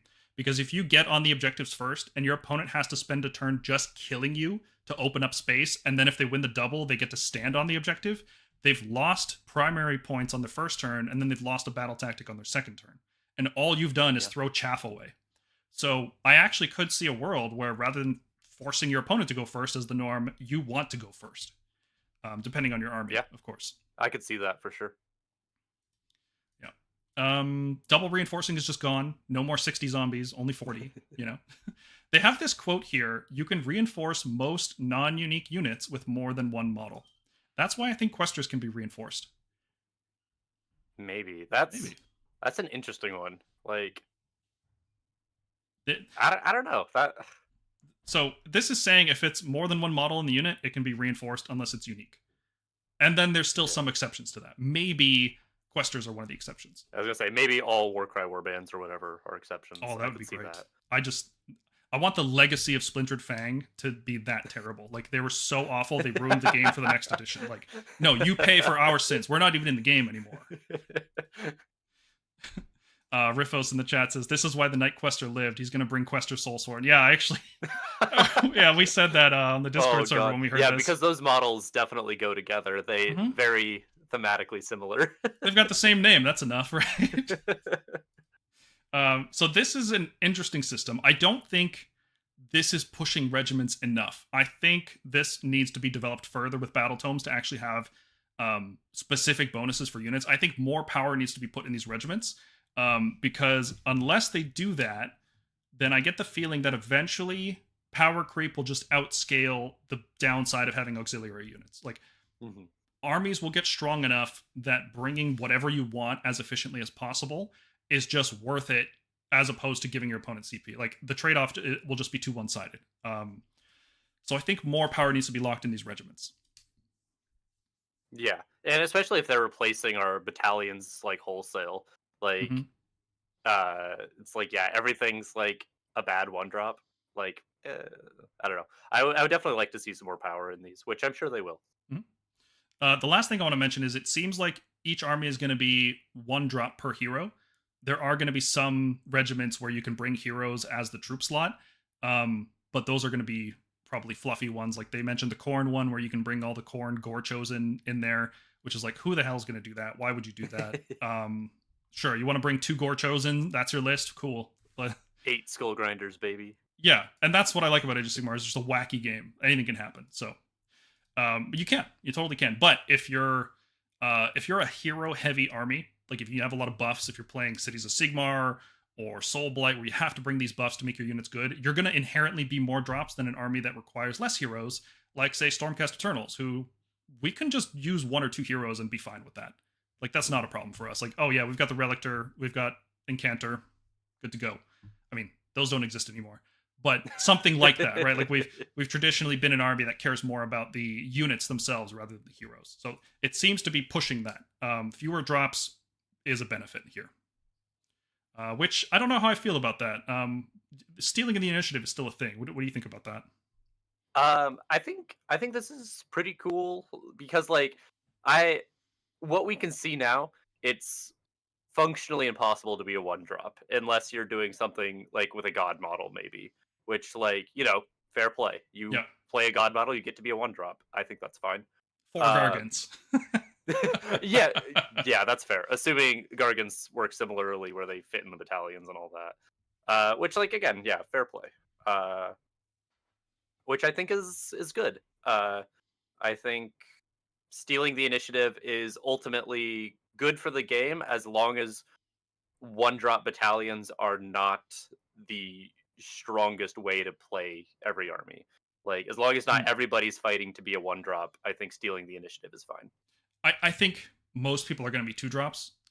Well, it depends on the heroes, right? Like if you're, Yeah. it starts to feel like you're being punished for playing a certain army. It's like your Soul Blight, your army needs a certain number of heroes to function properly.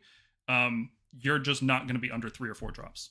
You're always going to be outdropped by other armies, and that starts to feel like a punishment for these armies rather than I'm making a decision to reduce my drops. Like, are you going to skip your +1 attack buff in that army? No, right? Like, Mhm. so it just feels like your army is designed to be more drops inherently, and I don't know if that's good. Yeah, and maybe that's how they're trying to balance like hordes and stuff. Because usually I Yeah, think of like armies with lots of heroes as the kind of horde armies, you know. yeah. You run like all your different buff heroes to make your hordes actually do something. Well, what if people So, stopped caring about hordes doing anything and just wanted bodies taking up space on the board because they don't die to battle shock? So it's just about yeah. volume, like It's physical volume of models. yeah, that's definitely something to consider. I don't know. I am definitely like withholding a lot of judgment for this. I'm pretty excited to see how this plays out. I like how simple it is. I think that's going to be good for the game overall. Age of Sigmar is a very complex game, and I know people always like whenever I say that, people always get a weird look on their face, like so simple. And I'm like, no, you don't understand. Just like we are good at this game. It's simple to us because we've been Like we're doing it. in it. Yeah. Like If you're trying to get into this game, you won't. You mhm. just won't. Like very few. Like there's a huge filter just stopping tons and tons of people from getting into the game. They love the Yeah. models. They try to play a game. They never try a second time because it's too much. It's Yeah, not like worth the it. fact that you are spending your free time watching people talk about this game Yeah. shows that you are like the upper echelon of people like interested in this game. Yeah. Like We're like you guys are like the 1% of the 1% of the 1%. It's crazy. Okay, the next article they put out is about war scrolls, and this was my first, not a red flag, but it's my first yellow flag for the edition. Is that liberators are 2 wounds, and I hate that so much. Um, I'm just gonna complain about it for a little bit here. Squigs are on 25 mil bases, and in third edition they're 2 wounds. That's a mistake. Like that's just straight up a mistake. They should be 1 wound, right? Uh, so let's say 25 mil bases are 1 wound, and we see ogres on 40 mil bases, and they're 4 wounds. And both of these things feel right. Once you get to 50 mil bases, you start having 5 wound stuff like Kurnoth Hunters, Croxagores now are 5 wounds correctly. Lots of stuff. There's like a scale. Like the least amount of wounds you could be on a 50 mil base while still feeling right would be like Crypt Horrors and Flares, which are 4 wounds. 40 mil bases shouldn't be 2 wounds. There shouldn't be anything in the game on a 40 mil base that is only 2 wounds because it doesn't make sense to have a 32 mil be 2 wounds, a 40 mil be 4 wounds with an ogre, and then for some reason Stormcast are also 2 wounds, like they're on a smaller size base. They're large models, they physically take up a lot of space. They should just be more wounds. And that's my rant. Like but I go ahead. I don't know. It's hard for me to say because like ultimately, yes, I think I agree with everything you're saying. Like they should be 3 wounds. Because you have like then the Chaos Warriors and the Blood Warriors and stuff that can be 2 wounds. Yes. And we should be above them thematically. Like not even like power scaling points, whatever. Like none of that is like relevant for this. Like a Liberator is bigger than a Blood Warrior, Mhm. so he should have Aesthetically. more wounds. Yep. And Yeah. it doesn't make sense to differentiate them in terms of armor either because they're both heavily armored dudes, Mhm. right? So like maybe Yeah. Sigmarite armor is a little bit better, but in terms of game rules, it's not so much better that it should be a difference in saves. They should both be Yeah. 3-up saves. Stormcast should just be an extra wound over them. Yeah. And so like I have to imagine that this is like a purely like a balance focused decision. They were like, how is Stormcast going to play if their cheapest battle line unit is like 180 points or Right. whatever it would need to be balanced at 3 wounds? And they were just like, that's just not fun for the players. Yeah. So if they make them 3 wounds, which again, I think it makes sense, but it could cause problems down the line with designing the whole game. Once you get to paladins, would they be 3 wounds as well? No, they'd have to be 4 wounds. Well, now they're as big, they're smaller than an ogre, probably, right? Presumably. Yeah. But heavier armor and the same amount of wounds. So it's like, does it make sense then? Like, Hmm. I think so, but you'd have to make the army a lot more elite. And I know people call for Stormcast to be like Custodes level elite. We're not going to be that elite. I know we're big golden dudes, and it's really tempting to just be the custodies, but we have squads of 5. We have squads of 10. We reinforce units. We have multiple heroes. Like Stormcast are not as elite as the custodies aesthetically. We're like somewhere between Space Marines and custodies, but we're not quite at the level where we can bring a 3-man squad and that be like a quarter of our points or whatever. You know what I mean? Mm-hmm. But we should be more elite than Space Marines because we're on bigger bases. It's not like a scientific argument or anything. It's really just like a gut feel. We're bigger. Aesthetics. We're bigger. We should have more wounds. Yeah, like I mean, it works Yeah. for ogres. Why can't we have it? Yeah. Yeah, the whole game would have to be redesigned. We'd have to be more expensive. We'd have way less models on the table, which I actually think the number of models Stormcast have on the table is appropriate right now. And if that means we only have 2 health on Liberators, then so be it. Like that. Yeah. What matters Like- really more than anything else is how lethal the game is. Like maybe 2 health matters a lot more now. Maybe a 3-up save matters a lot more now. Maybe there's less Ren. Maybe there's less mortal wounds. Maybe things aren't hitting you as often. So it is all relative. Like maybe it's balanced. But I think just in terms of aesthetics, Liberator should be 3. I was gonna say, I truly think it was just like they thought about it or they play tested it and tried it, and they're like, this just isn't working. There was problems that arose, like we've already like talked about some of them that could show up, and they're like, these problems outweigh the benefit of Liberators and stuff being 3 wounds. Yeah. So it's ultimately, like I've accepted it, it's fine, but it would have been neat if it did work out. As an army, it's okay for Liberators to be 2, but as on individual models, I think that's where the problem lies. But, Yeah. Okay, well, let's just talk about Liberators and the Chariot as well. There's a lot of new stuff on these War Scrolls. There's a lot of old stuff, like 2 health, 5-inch move, 3-up save. We've seen a lot of 3-up saves in Stormcast. Like, cool, Liberators have a 3-up save. We don't know if save stacking is going to be a thing, right? We do know Finest Hour is back, so, okay, 3-up save. Assuming there's the same limits on save rolls that exist in 3rd edition, that sounds great. I hate that there's no difference between dual wielding and shields. That is another thing that's another yellow flag for me, is like I get it, but yeah, I don't know. Like we back to our previous discussion, we're the power gamers, right? Like we are the 1% users, and so we got to think about this change like for the not power users. And they are like, I just got my box of Liberators. I don't want to build them wrong. I built them as dual hammers, and somebody told me that was wrong, and now I feel bad.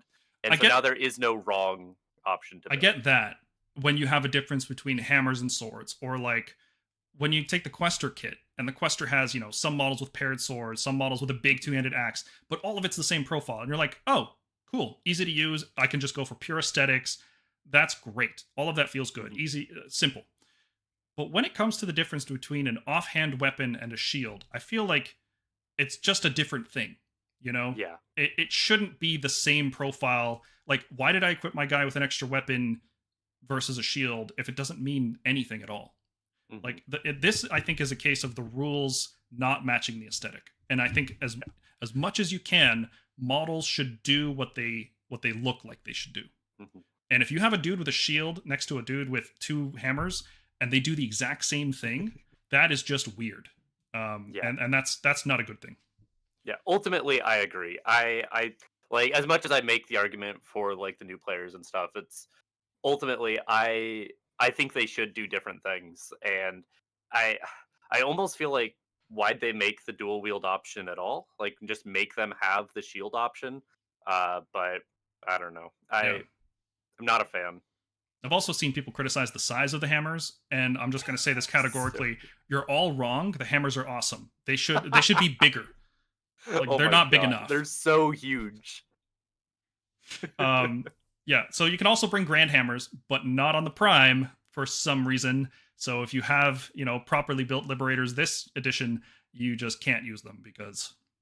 I'm a put mine in the freezer and try and do some breakage and reassemblage and see how that turns out for me.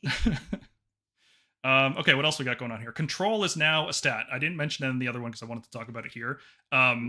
Control is the total unit scores, how many models are on the objective, plus some value from abilities. So if you have 5 Liberators on objective, your unit control is 5. And then if you have the Stalwart Defender's ability active, you get to add 3 to that, so total 8.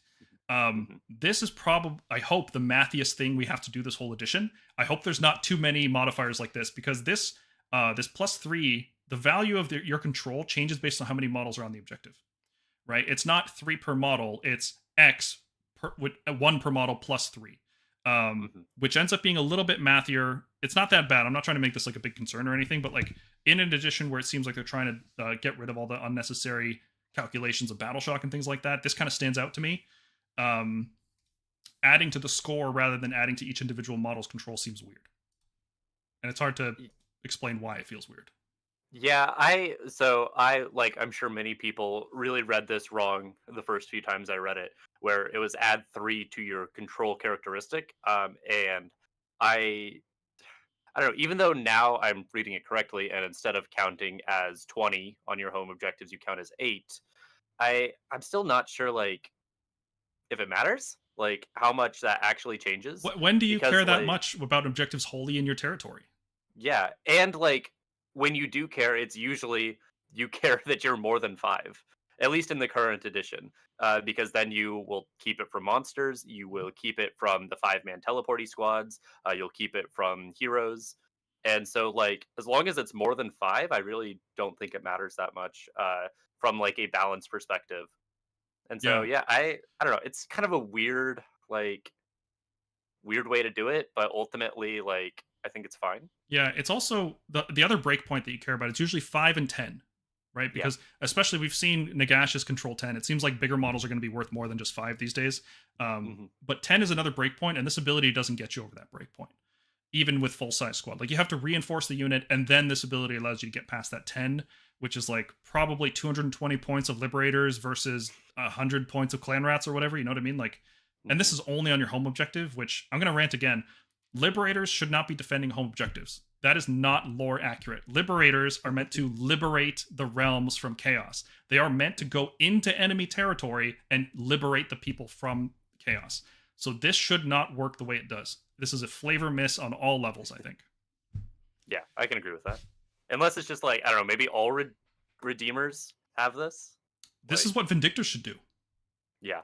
This is literally the Vindictor ability. That Vindictors are the ones who guard they got the spears and everything. They're meant to take charges. It's frustrating.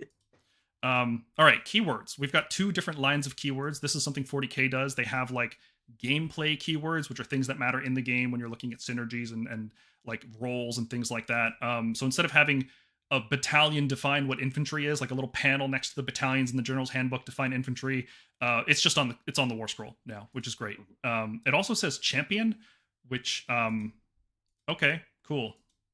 I'm assuming that's just like elite. Leader gets Like, +1 attack is probably what champion means. Like, yeah. we'll see. We'll see. And then it's got Order, Stormcast Eternals, and Warrior Chamber. So Warrior Chamber is also not correct, technically. It should be Strike Chamber, because there are 3 kinds of Strike Chambers. The Warrior Chamber is only one of them. Redeemers are used in another type of Strike Chamber, but whatever. I'll make that lore video eventually.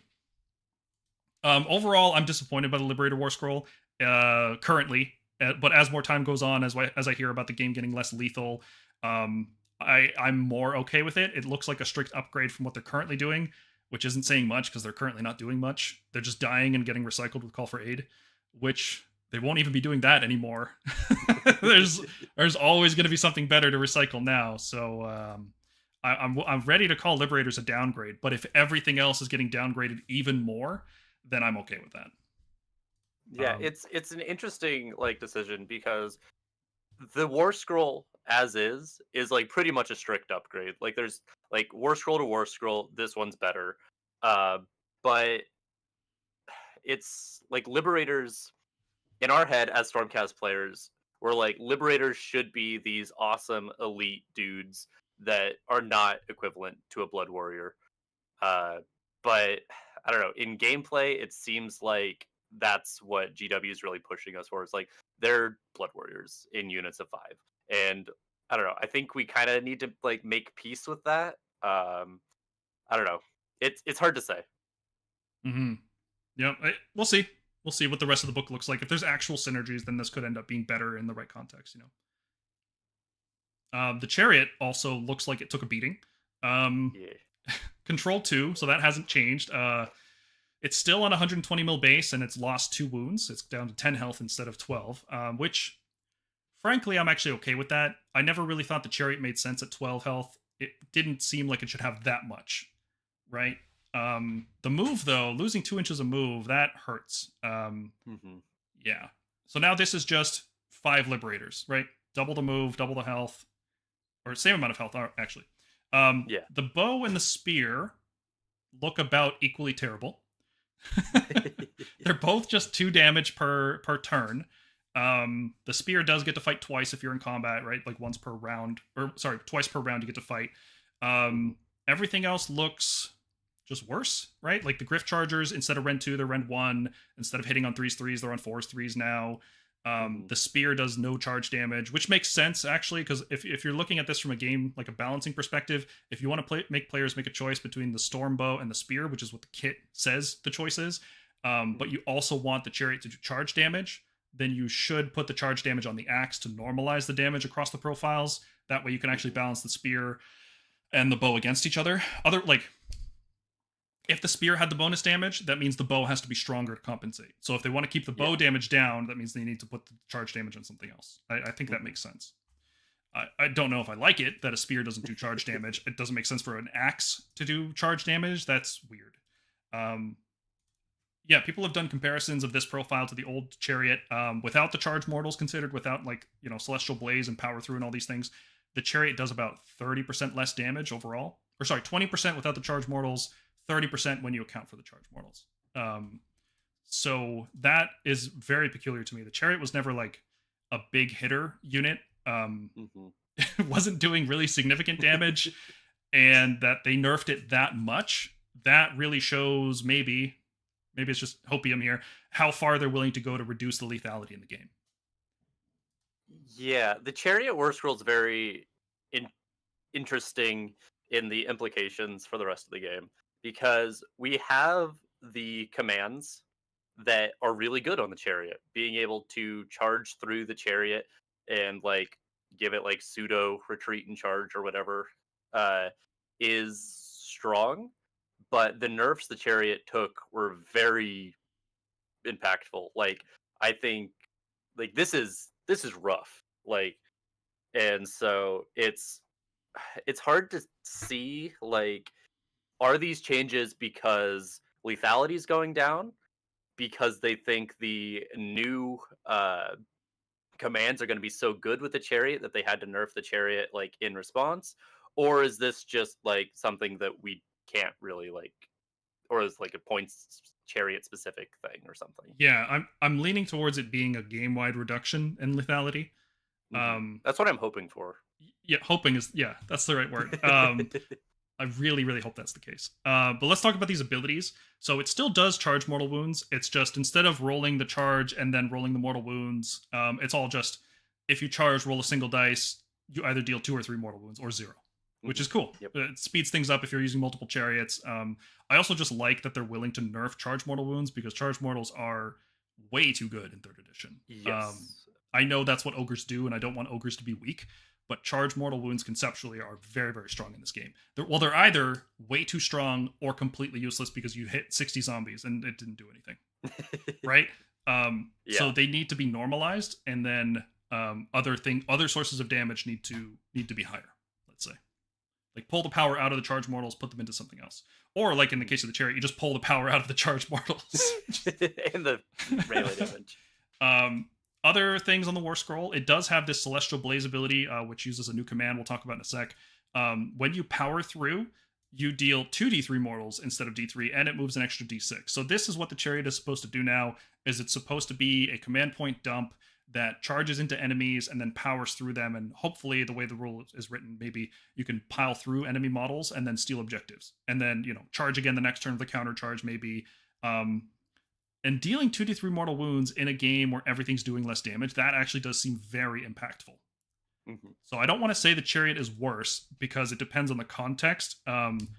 Objectively, it's weaker, but if the context is correct, then it could actually end up being stronger. And if the points are right, if army construction is right, because it is a war machine as well. That's something on the War Scroll that we have to point out. So we don't know what any of these synergies look like, but definitely like the new commands are very all very good on the Chariot.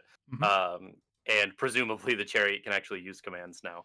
Uh, and so I don't know. I'm interested to see, like, I don't know. It's very command point like intensive. Like you said, it's a command point sync, and so maybe that's just like what they wanted for it. Like, but who knows?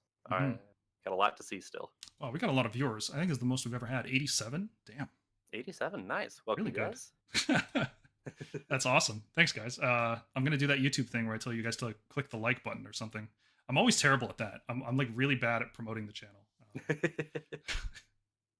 Okay. Now I want to look at the Nagash War Scroll because this was the first thing that signaled to me that we are actually getting a much weaker game overall because Nagash Mhm. is not known for his damage output in melee at all. Like he hits about as hard as you'd expect 5 Liberators to do, right? Like any damage he does is a bonus. You never care about his melee damage, right? That's always the impression I've gotten about Nagash. And they made him weaker, right? Mhm. They just cut a bunch of his rend out. They straight up removed one of his melee attacks with all the ghosts. Mhm. So that is like, okay, if they're willing to do that to a god model that they're trying to sell, that really does signal to me the whole game's getting weaker. Mhm.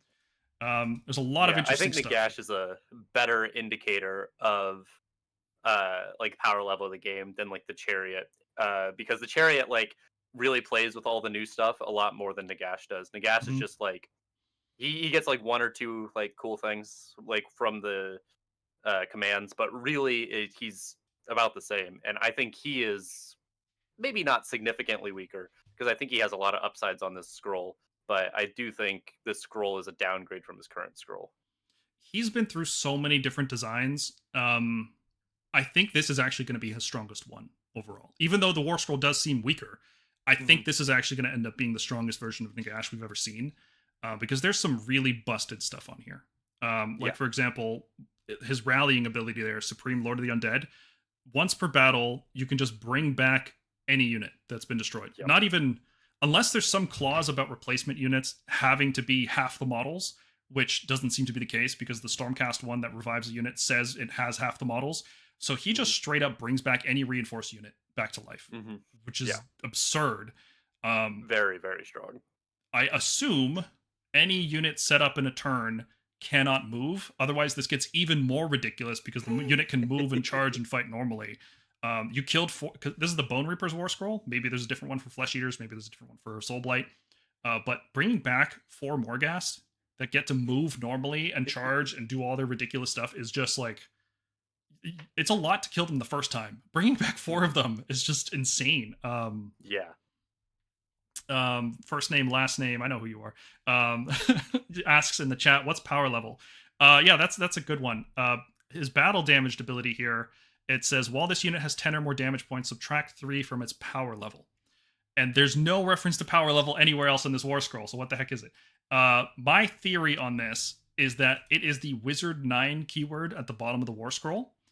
That is his power level. His power level is 9 as a wizard. I think this is called power level and not wizard level because there's going to be priests that also have like priest 4 or something.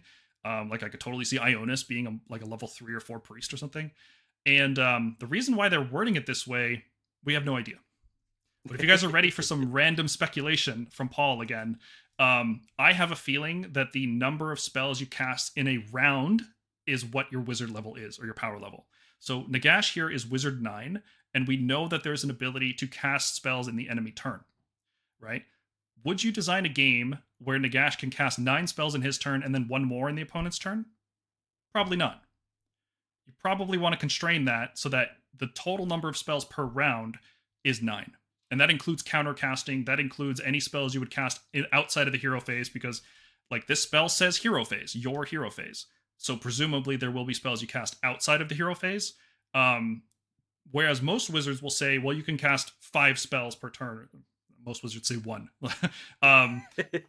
It seems like they are moving towards a system where you can cast a certain number of spells per round rather than per turn. That's my best estimate, which actually makes this battle damage really significant if this is true, let's say Nagash casts 6 of his spells in his turn, and then he's waiting for your turn to cast the rest of his spells with counter casting and other spells like that. If you manage to hit him before he can cast those spells, maybe he just lost the ability to cast them because now he's battle damaged and his power level's been reduced. And that's like the nerdiest sentence I've said in months. Wow. That's my theory on what power level is. It's like a wizard bracket. But you guys will also notice there is no bracket, so you either kill Nagash or you don't. Which, if everything's doing less damage too, that's oh boy. Power level is absolutely 100% just pure speculation at this point. Like, we have no idea what this means. I think that relating to the number of spells you cast is probably what it is, but we don't actually know. I don't really see how it would work if it wasn't that, but happy to be surprised. Yep. But then the question is, does it also count the number of unbinds and dispels as well? Is that wrapped up into it? I'd imagine so, because it doesn't say that, like, it doesn't say how many unbinds he has. It just says he's a 9. Yep. So it also doesn't have any bonuses to unbinding and dispelling. He used to be +3 to everything. Now he's just +2 to only casting. Interesting. I wonder if, like, this is also, like, something we just don't know. Like, maybe if you have a bonus to casting, it also applies to unbind and dispelling, and they just wrapped that all together. Maybe. They seem to like the granularity of some units having a bonus to one of those 3, but not all of them. So maybe. Nagash is also immune to miscasting. He just great. I mean, awful, very important for him. I hate Nagash casting 9 spells a turn. Miscasting was the only like solace I had on that. Oh god, it was so miserable as a Nagash player though if you miscast, and it was an inevitability, not a like, oh, I hope this doesn't happen. It's like, all right, when's my miscast coming?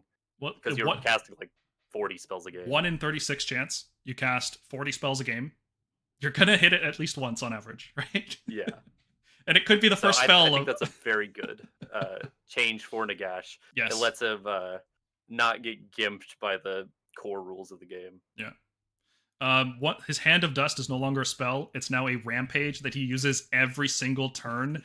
Anything he's in combat with, it has to be a hero or monster, so it can't just be like random infantry, which is good, because if you had to kill a random infantry, you have to do this whole hand shuffle thing every time you're fighting infantry. Terrible. It's like, will this clan rat die? But here's another weird part. If a Chariot charges Nagash, he can't use Hand of Dust on it. So weird. Yeah, I also like that it doesn't specify just your hands. It says or suitable container. It's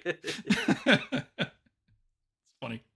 But yeah, keyword rampage. Every monster is going to have its own signature rampage, which is really cool. Hopefully there's also faction rampages. Like, I hope this is something Battle Tomes bring up, because rampages were one of the best things that made monsters feel monstrous, and I hope we get more of them. Yeah, definitely.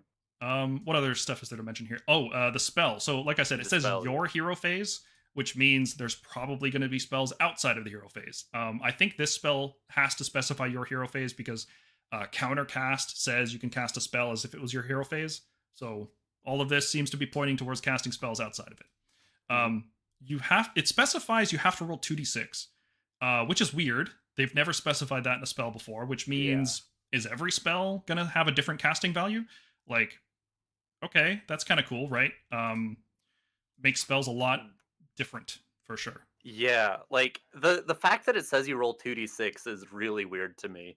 Like, are we gonna have spells that cast on 3d6? Are prayers gonna be spells now that just cast on d6? Like, maybe. I don't know. It's very weird to me. So I don't know. Yeah. It also says 7. I'm assuming that's the casting value. Yeah, imagine.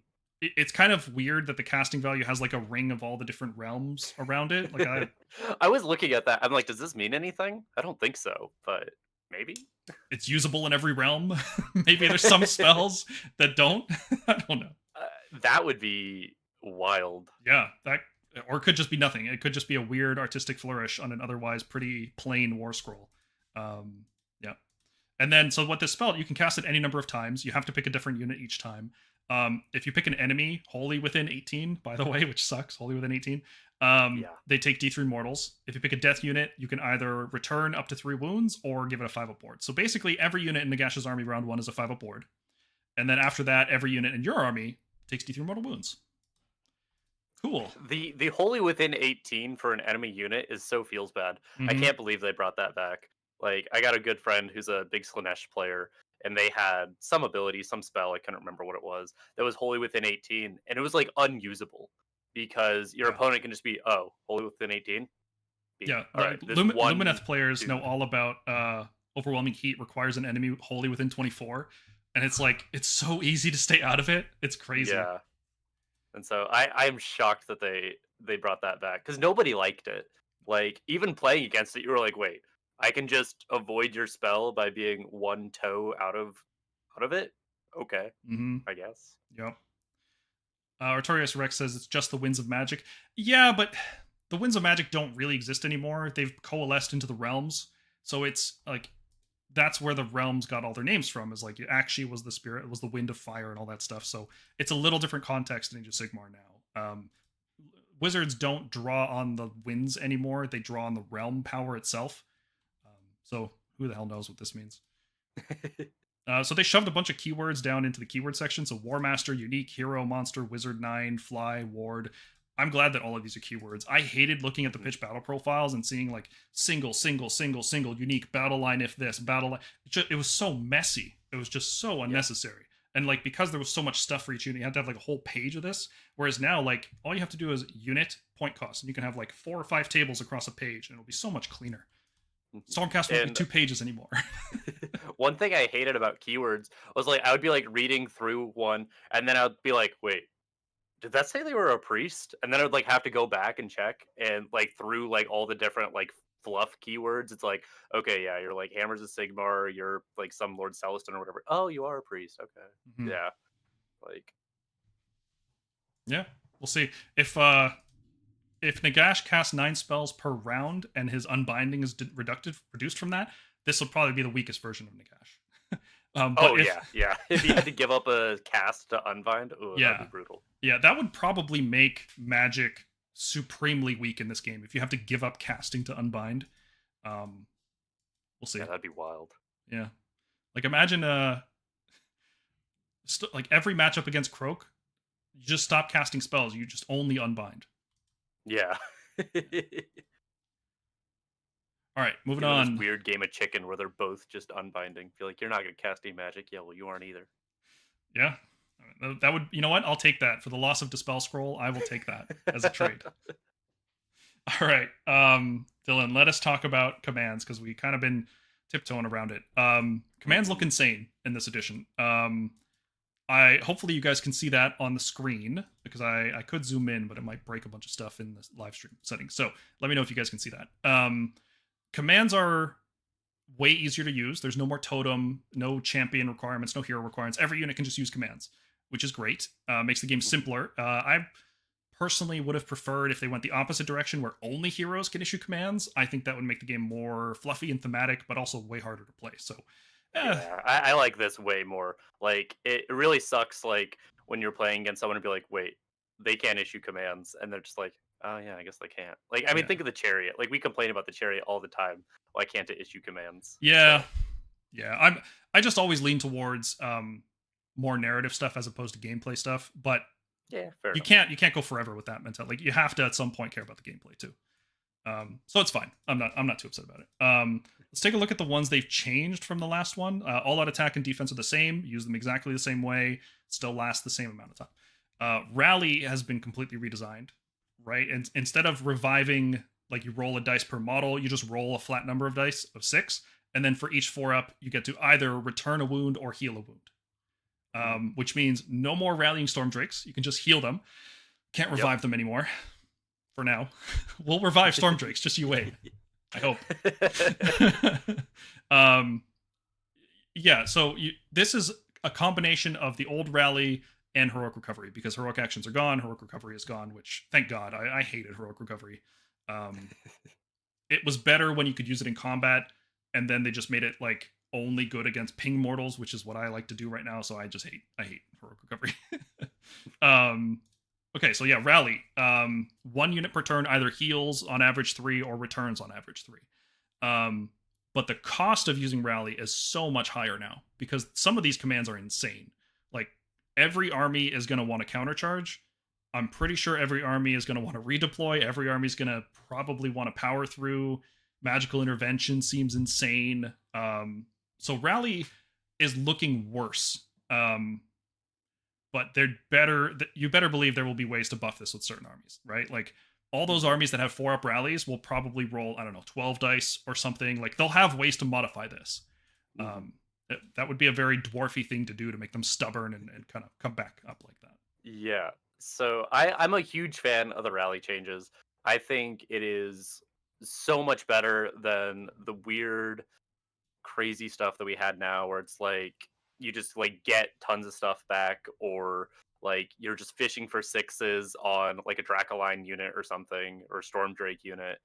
I think this is way more consistent. The bounds of it are brought closer in, so you don't have the horrible does nothing or horrible I win the game off this rally. Yep. And the like you said, the opportunity cost of it is so much higher because these other commands are just nuts. Yeah, where I see it really shining, obviously, is 1 wound infantry. Like returning them seems very efficient with this. You'll return, on average 3, sometimes 6. Where I see it really shining is big monsters. Like big monster healing got a lot better, and I don't know if that's good for the game. If the game's also getting weaker, like everything's going to do less damage, big monster healing seems, I don't know. That's a tough one. See, I think this is actually best. So it's still not in combat. So at least like your Archeon or whatever, like he's either going to be in combat and not rallying, or out of combat and rallying, which like whatever. I think it's going to matter a lot for like the hyper efficient shooting. Like Raptors are the obvious one. Yep. Like this is huge on Raptors. Like if ever you lose a Raptor to like some kind of like spell mortals or something like that, you just functionally don't have to worry about it anymore. It's just like, okay, yeah, I'll get it back, like almost guaranteed. Yeah, it's really good on fragile stuff that doesn't take a lot of damage. Agreed. Okay, redeploy has been changed. Now it has to happen after your opponents, all of their abilities are used.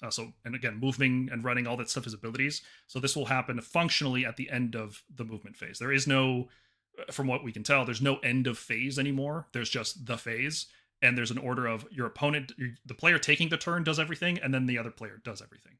There's no, unless it's like a reaction that interrupts it. It seems like that's just how it goes. So functionally, at the end of the movement phase, you move d6, which could be stronger. Honestly, like I would say it's weaker in terms of like game-winning potential. Like you're not going to make a redeploy that's suddenly going to blow out the opponent's plan, stop them from scoring VP. Like they get to do their whole movement phase uninterrupted, and then your opponent gets to make 1 redeploy move. Unless you're like, I don't know, Iron Jaws or Slanesh or something. You copy commands, like something stupid like that. Yeah. Makes it easier. You don't have to plan around every single possible redeploy your opponent can do as you're moving every single unit. Just good change overall. Yeah. Yep. The lack of the 9-inch requirement, I think, is a great change. Yes. Because there's so many games where it's like, I'm going to be outside of 9 here, so I'm going to move like a half an inch shorter than I should, so you don't redeploy. And now you can just be like, all right, whatever. You want to redeploy Go Trick on the other side of the map, so he gets the D6 move. Sure, do your thing. Yeah, I forgot to mention that. That's a really good point. The fact that you can just redeploy a unit onto an objective unless your opponent physically blocks you from redeploying onto it by being, within 3 or blocking you, that adds a lot of tactical play of like, oh, I dropped a unit on this side of the table. It's not currently on an objective, but anytime I want, I can just redeploy onto it. It's big. And it's just free move as well. Or free move. It's D6, so get ready to roll a lot of 1s. Okay, so those are the 2 last modified ones. Oh, I should also mention commands. You get 4 per round, and they're front loaded at the start of the round. So there's no extra VP if you're going second, which is very interesting, right? It seems like there ought to be. Like if you're going second, you're about to take a brunt of your opponent's attacks. Seems like that would be the place where you get an extra CP. But yeah, they're all front loaded, so you can use all 4 defensively, or you can use all 4 offensively. The new ones being added, we'll start with power through. This is so big. Yeah. So it has to be a unit that charged, and you have to be in combat with a target that has less health than you. So if you're a 6 wound model, it has to be 5 or fewer. If you're this, obviously, cavalry, big monsters, the bigger the monster, the more likely you get to do this. You get to then move through that unit. Presumably, I'm assuming what the intent is. I don't know about the actual wording on this. Presumably, you can just move through that unit, deal D3 mortal wounds to it.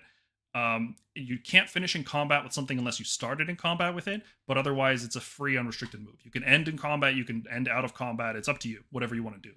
And it's just a full move, which means if you're a 14-inch flying Karazai, you charge into something, you kill one unit and you're in combat with a second unit, you survive that unit's attacks, then you get to power through and just 14 inches back into your back line. Like, that's crazy how strong that is. Yeah. The like ramifications of this are insane. Like, screens function totally differently now. Like, I don't know, like it's genuinely just like, how is the game going to play against like something like Karazai now that he can just push anything aside? Like, it's crazy. I'm very excited but very nervous to play with this command. Yeah. And this is end of any turn, so if your opponent charges into you, they don't finish you off, you just fly 14 inches away or whatever. Well, you'd have to charge, right? Oh, you countercharge. Yeah, if you countercharge. Yeah. That's really big. Like, countercharge is going to be the biggest game-changing thing here, for sure, right? And it's exactly what it says. In the enemy turn, after your opponent does all their charges, you get to do a charge for 2 command points, which is nuts. This is actually going to add a lot of complexity, making sure you tie down opponents' units so they can't countercharge. That's going to be a big part of the game. But picture like countercharging fulminators into your opponent, and then you use the Extremis ability. You roll a 3+, you get to strike first. And then if you're still locked in combat, you power through and retreat on your opponent's turn. And then on your turn, you get to charge and do it all again. Yeah. I will say countercharge costs 2 CP, which is something we haven't seen before. Not everything's 1 anymore. And so, like, doing something like that is, like, going to be, like, your whole, like, that's your whole plan, is, like, I'm spending 3-4 CP at this. Yep. Which is interesting. Putting all your eggs in the fulminator basket, but man, it's a good basket. It is a very good basket. So we'll see. And then the last 2, covering fire, I can't believe they printed this. You just get to shoot in the opponent's turn. Yep. It has to be at the nearest visible enemy unit. But that's it. That's the only restriction. You just get to shoot with -1 hit. It's like, oh, you didn't charge me? Unleash hell. Like, how does that make sense? Yeah.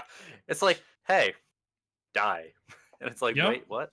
It's so crazy how good this is. If there's any abilities that prevent enemies from retreating, this is going to be wild how good this is. Because you just, on your turn, you lock enemies in place, and then on their turn, you covering fire. It's just nuts, man. But long strikes are going to love this. Like, every turn, just bam. Like Thunderbolt Volley, every single opponent's turn. Mm-hmm. It's going to be nuts. Can't believe they printed this. And then Magical Intervention. It's counter cast or counter pray. You get to just cast or pray in your opponent's turn with a -1. Going to be really cool with things like High Priest if it exists, or if Ionis gets to guarantee a prayer in the enemy turn, you get to like guarantee translocate out at the end of your opponent's hero phase. It's going to be so silly. Yeah. I love it. This one's sweet. I think this one, you can do a lot of cool things. A friend of mine was like, double Mystic Shield. That is like... Maybe. That's, being able to do stuff like that, like, would be super sweet. And so, I'm excited for this one. Grant in the chat says, RIP Annihilators to covering fire. Yeah, it sure does seem that way, doesn't it? You drop in a unit, because all of your abilities have to activate and then your opponent's abilities activate, presumably, at this point, for this is all we know from what they've shown, what that means is all of your movement has to happen, then your Scions has to happen, or you can do it in any order, I guess. And then your opponent just gets to like, oh, Annihilators are the closest unit, covering fire, bam. Yeah, and that's not even to mention the whole redeploy. Redeploy, yeah. Like, I imagine Deep Strike has to change fundamentally, because like as it is right now, it's so bad because they can literally just move away from you. Yes. Do notice that redeploy has the move keyword, but when we talk about the Stormcast Scions, we'll notice that it doesn't have the move keyword. And I don't know what that means. Maybe it means it doesn't count as a move ability, and you're only allowed to do 1 move ability per turn. So maybe that means we can move after Scions. Maybe. Yeah, maybe. I don't know. We'll see. We'll see. All of these commands are crazy though. Countercharge is gonna be the meta. Like I can't see anything mattering as much as countercharge. It's so crazy to move in your opponent's turn into combat, no less. Especially if there's any strike first stuff, like we've seen with Stormcast. There is a strike first ability after charging. Oh, it's gonna be wild. That's Yeah, I think those three on the left, power through, covering fire, and countercharge.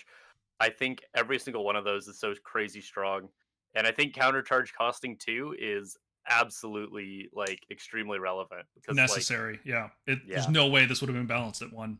Like that's Oh, all yeah. anybody would do. Yeah. Which makes covering fire, like if you're playing a combined arms of shooting, melee, cavalry, like a whole mix, you want like 7 command points a turn per unit. Like it's really silly. So this is why I think auxiliary units are just not going to be viable, because you're feeding your opponent command points seems like a really, really bad idea. All right, let's talk Stormcast here. There was a lot of yellow flags with the Liberator warscroll and the Chariot warscroll. This is all just good. Everything we saw in this article was just good. Stormcast, I have suffered through 8 years of Stormcast having terrible, bad flavor rules that keep getting nerfed. Anytime there's anything strong and flavorful, it just gets nerfed. And now it's going to happen again, probably.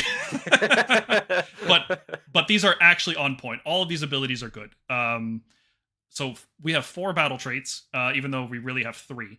But we have deploying in reserve, coming out of reserve, finest hour, and heaven's sent. So deploying in reserve and coming out, as far as we know, work exactly like they do now. There's nothing really to suggest that we can move after deploying in Scions except for a lack of move keyword, but we just don't know if that means anything. I would say for your mental sanity, expect that we can't move, because like if we can, things get really crazy and the game changes.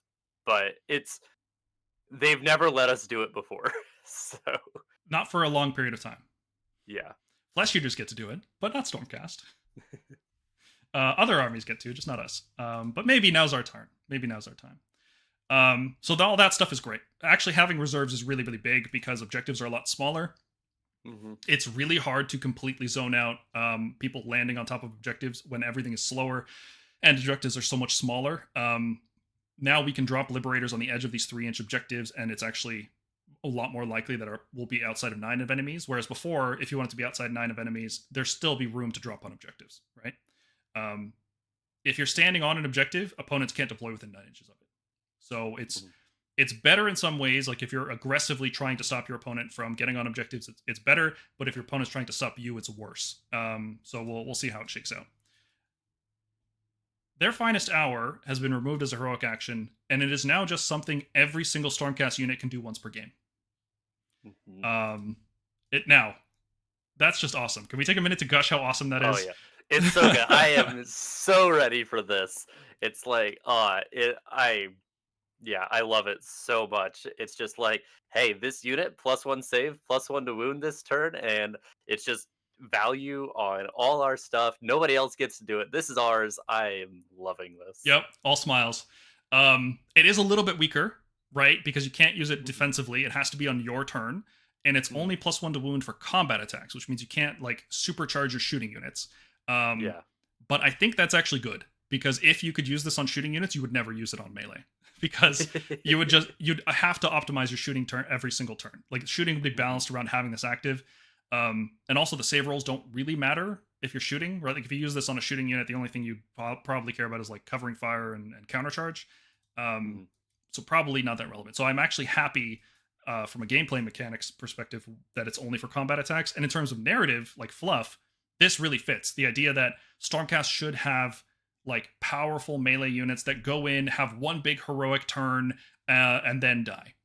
Right? Yeah, like that they is do their thing and are done. Yeah, and that's Annihilators do that, and they feel great when they do that. But now every Stormcast unit can do that. Not just heroes, but every single unit.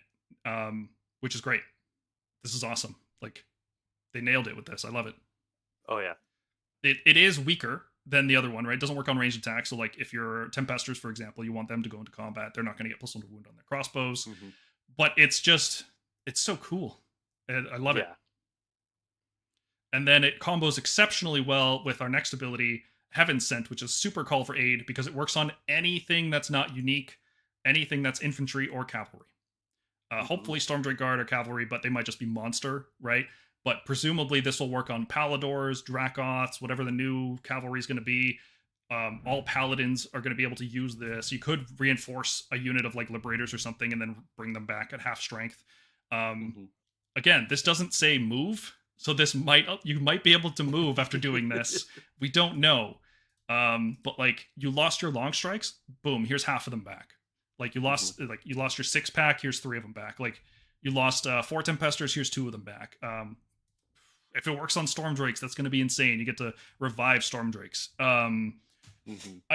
This is just phenomenal. Like I was saying for a long time that it feels like Stormcast should be able to do something like this because we always have reinforcements ready. Like that is what the story is. It's like we should have in the middle of battle new units joining us, right? Like Stormcast should almost have a summoning type mechanic, and that's basically what this is. Yeah. I only I like this quite a lot. I I don't know. I like it for sure. But it being a CP is very mm-hmm. relevant still because we just talked about how strong the commands are. And I don't know. I'm curious to see how this is going to affect list building. Because you're gonna be like, I need this thing to always like this is going to be my heaven sent target, like Mm-hmm. most games. Need value out of it. Yeah, yeah. Yeah. Heavily encouraged to bring reinforced units. Hmm. Opponents picking off non-reinforced units, and if you're using Heaven Sent on them, you're going to feel really bad about that. Hmm. So yeah, like reinforced long strikes are probably going to be the way to go. Gives you more value on all-out attack too, so it's not like it's a bad thing at all. Yeah. Um, the only problem I have with this ability in terms of fluff is that I kind of have the same problem with Flesh Eaters in that it's gameplay is restricting it to a specific unit that starts in your army, which I get because you don't want to have people bring like a whole summoning pool of guys like situational units. Um, Yeah. but that is kind of what would happen, right? Like it doesn't make sense that it has to be the exact same unit. Like why wouldn't Sigmar throw down like some Paladors in a pinch, or you know, like more Dracoths to reinforce the ones that are already there? I get from like gameplay mechanics, it makes more sense. It works better. You don't have to bring more models. Like it works better this way, but um, it's not the best fit in terms of narrative. Like with Flesh Eaters, it doesn't make sense that they revive units. They should just be summoning new units to reinforce them because they're not undead, right? Yeah, yeah, that's a good point. And like, yeah, it would be neat to have like some kind of like a summon, but yeah, I think like you said, this works better gameplay wise, and that's just kind of a an L we have to take. It's so good. It's hard to complain, right? Like it's a very minor complaint overall. This is very thematic. It's very powerful. Hmm. It gives Stormcast a reload, which we never really had before. Everything we start the game Hmm. with is what we need to keep alive as carefully as possible. This actually allows you to use Finest Hour on a unit, throw it into combat. It'll probably survive that turn, but then on your opponent's turn, he has to kill it. Hopefully, he doesn't kill it, but Hmm. he'll probably kill it. And then on your turn, you get to bring it right back and do it all again because it's a new unit, Hmm. presumably, which means it gets to Finest Hour a second time. Um, yeah. Rich Barnes in the chat says Heaven states cavalry and infantry. Sorry, it says it won't affect shooting units. Most shooting units are cavalry or infantry. Like Judicators would probably be an infantry unit. Tempesters would be a cavalry unit. Long Strikes would be an infantry unit. I can't imagine these units not having infantry. As I say, but that is a good point that It like we could, don't yeah, it's actually fair. know what has these keywords yet. So Yeah, it could be the case that we're getting excited over nothing. Like, I'm trying to contain my excitement by saying it's probably not going to work on Storm Drakes, but man, it would be so sick if it did. Mhm. They'd have to make Storm Drakes so expensive, like like 340 points. Like that's how expensive they'd have to be. All of these are They would great. never. I can't wait to see what else they got coming for Stormcast. Like they made the War Scrolls weaker, sure, but if the abilities make up for it, then I'm totally in for it because I like more thematic gameplay from playing a Stormcast army. That's what I want. Mhm. Okay, last thing was they also showed off this concept of battle formations, which explicitly replace subfactions. So we're not going to have Hammers of Sigmar or Hallowed Knights or Knights Excelsior. We're not going to have any of these things. Remember, there's no battle line restrictions on any of this. You can just bring literally whatever units you want. Subfactions are like they're so weak now, right? They are like little passive effects, and this is all we've seen. Maybe there's more to it. I'm just judging based on what they've shown us, and I'm assuming that's all that there's going to be. Is that you get a passive effect that affects some of the units in your army, and it might tilt you into spamming those units. Like for example, Synchronized Strikes here gives you +1 to hit rolls for a Warrior Chamber unit if there is a different unit nearby that doesn't have Warrior Chamber. Only in combat though, for what it's worth. So how many Warrior Chamber units do we have that would fight well? Like Annihilators, maybe? Dracots? No, they're Extremis. They're Extremis, yeah. Yeah. So, it's not much. Liberators, I guess, like you make them more efficient. Maybe their damage adds up. You also have to be wholly within 12 of a different one. So it's like, how often do you have Liberators fighting wholly within 12 inches of Tempestors? Probably, I don't know. Like, it's a nice bonus. It's better than nothing. But also can't be a hero, which is weird. Yeah, this depends a lot on what kind of Warrior Chamber stuff we get. Because, like, you think about it, like, Vigilers, like, let's say Vigilers aren't Warrior Chamber, because we don't know what they are, right? So, like, you have, like, a unit of Vigilers that can kind of, like, walk up and give, like, their frontliners a buff. And then Vigilers basically just, like, give the +1 to hit by just existing. And then they can shoot other stuff, and I don't know. I think it works with the kind of combined arms thing, assuming all the keywords light up. Yeah, like if we get new Judicators, this would be really cool. Except it wouldn't, because it only affects Warrior Chamber units in combat, and it has to be a not Warrior Chamber. So it has to be like Vanguard Hunters or Raptors or Paladors or something like that, supporting a Warrior Chamber unit that's doing the fighting. I assume Vigilors would get Vanguard Chamber, right? They don't look like a Warrior Chamber unit. That would make sense to me, but who knows? Yeah, that's another topic. So like this is what I'm talking about with battle formations. Like they don't seem very strong or very thematic even, and it's like this is replacing subfactions.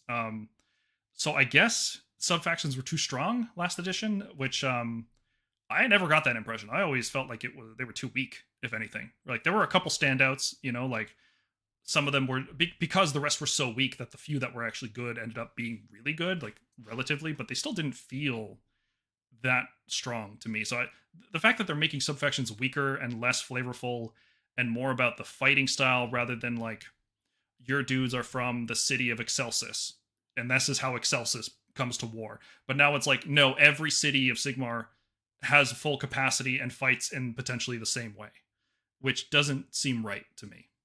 I don't know. I really like the flavor of subfactions like aren't gameplay rules anymore.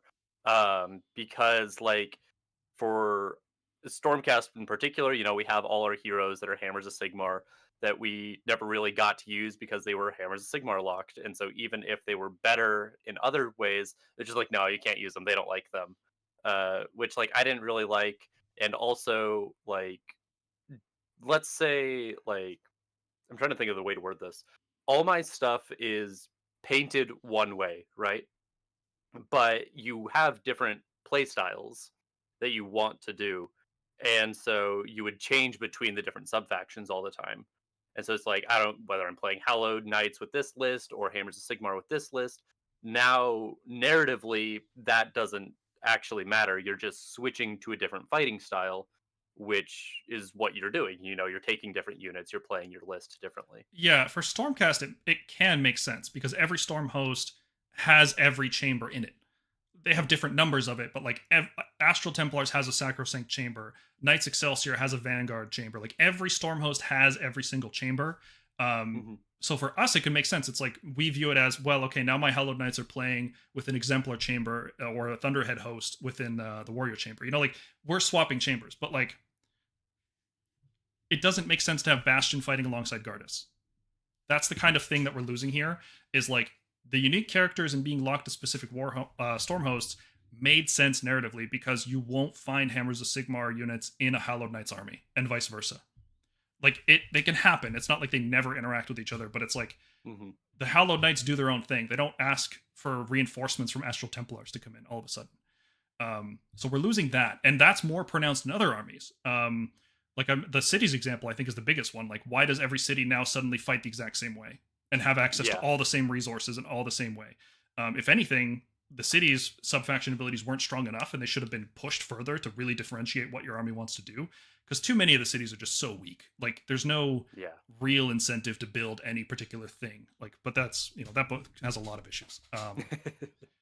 Storm hosts are kind of like that, though, right? Like, Hammers of Sigmar approaches battle in a different way than the Knights Excelsior and the Astral Templars and the Tempest Lords. They're all thematically different, and none of that matters anymore. None of that is represented on the battlefield. I mean, in the indexes, right? That's what the heroes are going to be doing, right? Like, maybe you won't be playing Bastion with Gardas because Bastion rewards aggressive armies and Gardas will reward defensive armies. And so maybe it's a way that they can kind of tweak those knobs, like, maybe in a less restrictive way. Maybe what I can see, I see your point. More likely, what's going to happen is if there's going to be like heroes with Stormhost keywords, like there's going to be Gardas with Hallowed Knights, and he'll probably have an ability that says can't be put in an army which has Hammers of Sigmar or something like that. Like, they'll actually give you restrictions on each individual unit. So you can't have, for example, Bastion and Gardas fighting side by side, because it just wouldn't happen. They're completely different realms. They're doing different things. Like, the odds of them fighting together in a battle is like 0, basically. Maybe we'll see.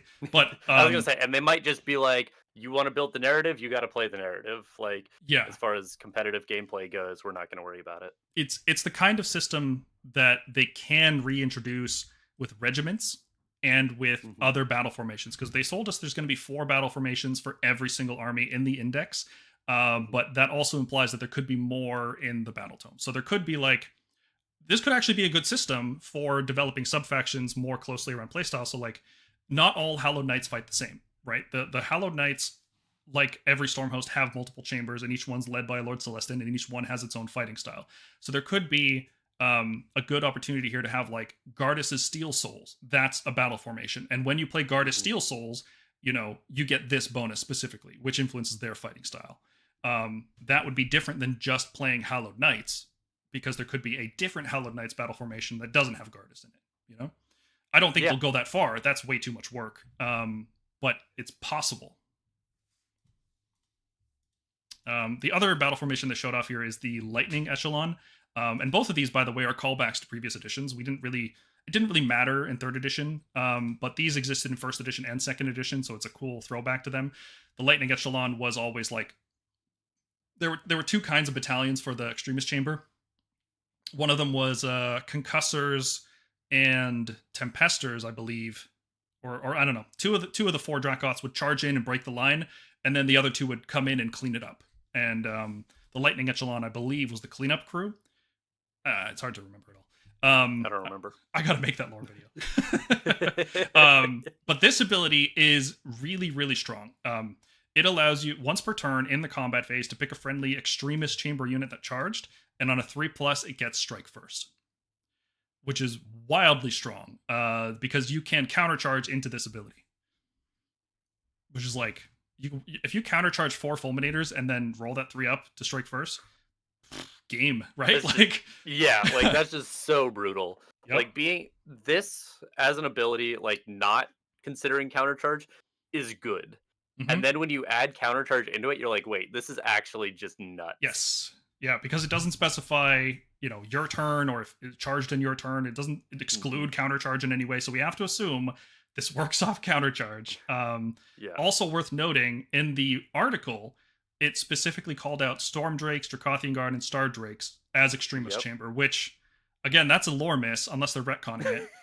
Storm Drakes are not Extremis chamber. They exist outside the chamber system. They are only beholden to Krondys and Karazai, and then Sigmar. They don't take orders from anybody else. They don't exist in a chamber.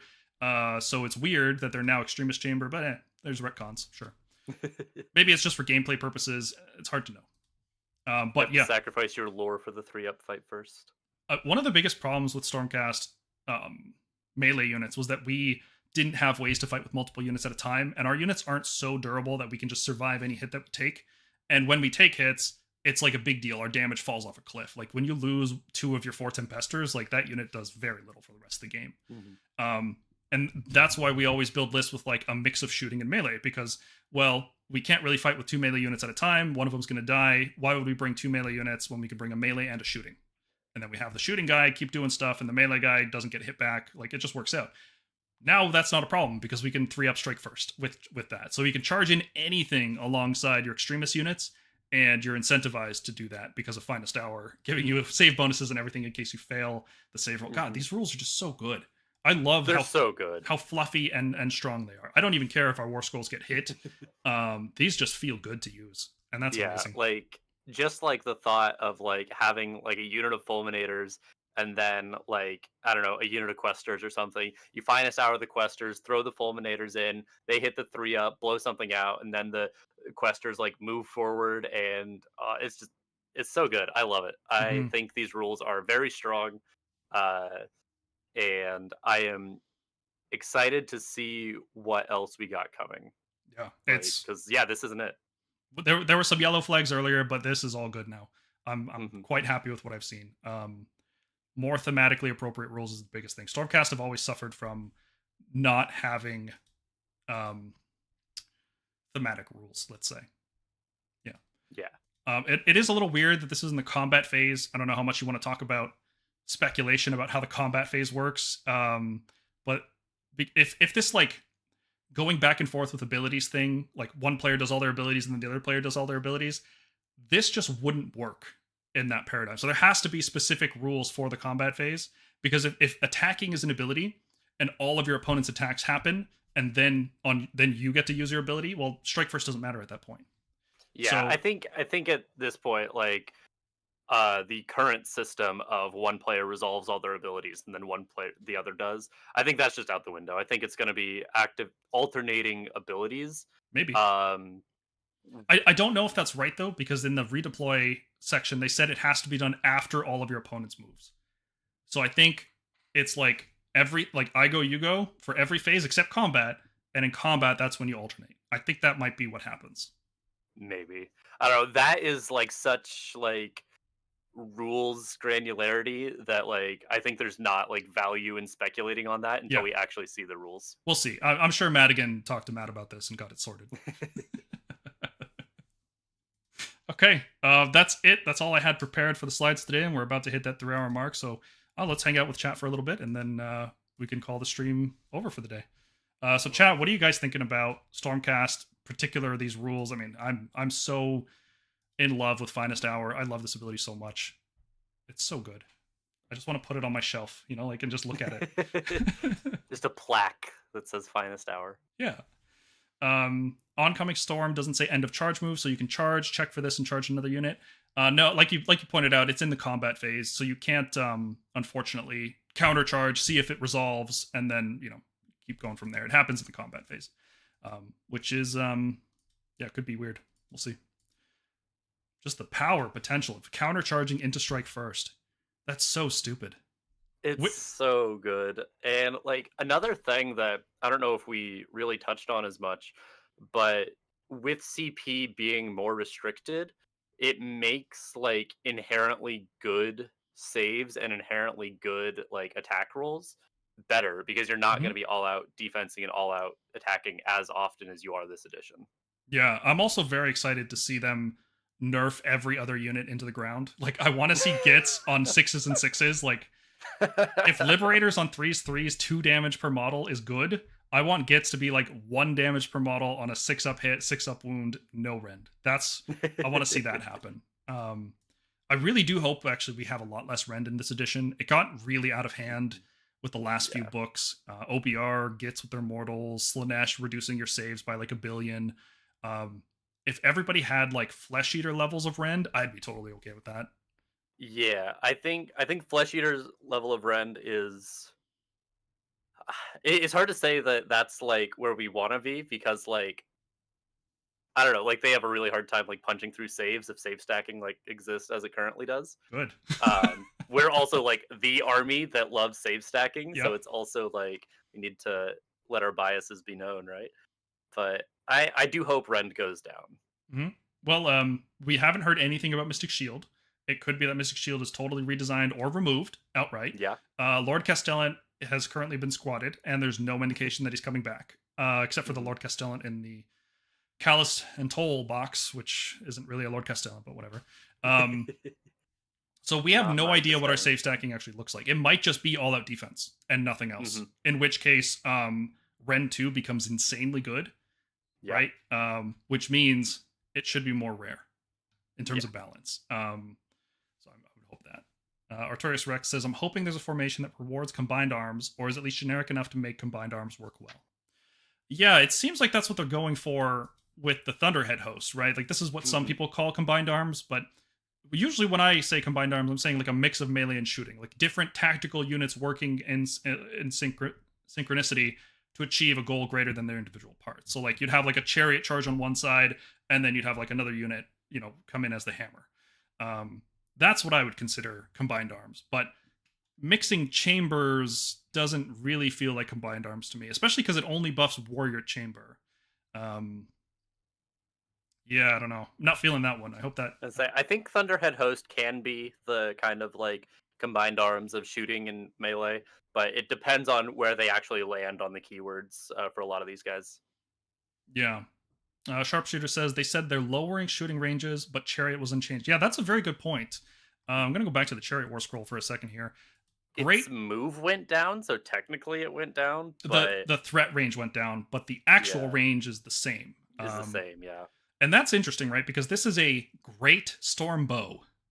It is like, it's a pretty big bow, right? And if that is 18 inches, that really does herald everything getting shorter. Mm-hmm. Yeah, and it could be that they didn't want to like reduce the chariot range because literally nobody was playing the chariot bow currently. So Yeah. they're like, okay, this one can slide, but other ones need to go down. Yeah, it's 2 damage per model at most. I guess you can, swing crazy high and get 2 crits, and then it becomes 4 damage. 4 damage. Whoa. Yeah. On 3s Rend 1, which might be impressive. We'll see. Could be Rend 2 against infantry. In first edition, 3s Rend 1 was an impressive profile. Like, it actually was. And that just went way out the window in second edition, where everything did like 1 billion mortal wounds and fought twice, fought immediately and fought twice, and like it just got crazy. And then third edition tried to peel that back. So maybe we're going back to first edition values. Maybe. First edition did feel a lot slower, and overall more enjoyable, I would say. But that's just my hottest take. That first edition was the best edition. I was gonna say that is scalding. It's the hottest. It's the hottest take I'll die on that hill. It was the most fun.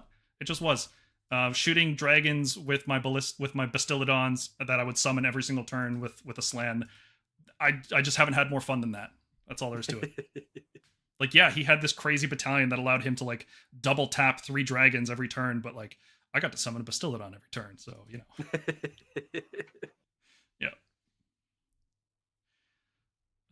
Colin says, I want my roided up cats back. Yeah, me too.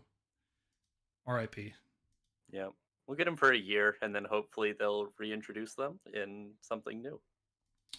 Maybe. One can hope. One can hope. Switching Mystic Shield to a 6-up or 5-up ward would be neat. Yeah, I could see that. It's kind of really good, I think. Like if it 6-up ward, maybe 6-up ward, I think would be a downgrade. But switching it to a 5-up ward, I think would be really strong. Yeah, maybe you pick, maybe you pick which one you want. Yeah. No, that would be too good. That would be way too good. Yeah. Because some armies really want more save bonuses and some really want more wards. There's different value for each one. Mm-hmm.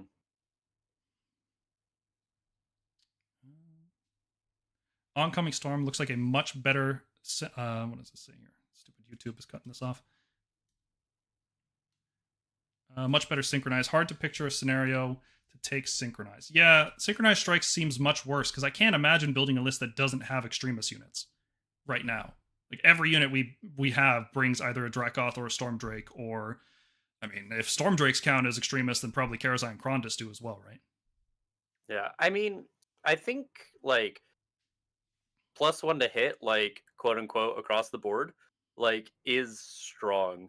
Um, It Obviously, we is. talked about all the strengths of the 3-up fight first, and I'm not trying to like downplay that, but the CP conservation that you have in the kind of style of my whole army's +1 to hit, I'm not spending the CP to countercharge, and all that. Like, I think that could definitely be strong.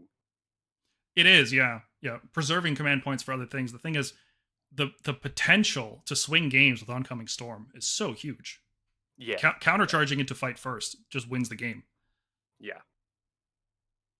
I don't want Dracothian Guard. You can't make me. You're gonna buy old cast models and you're gonna like it.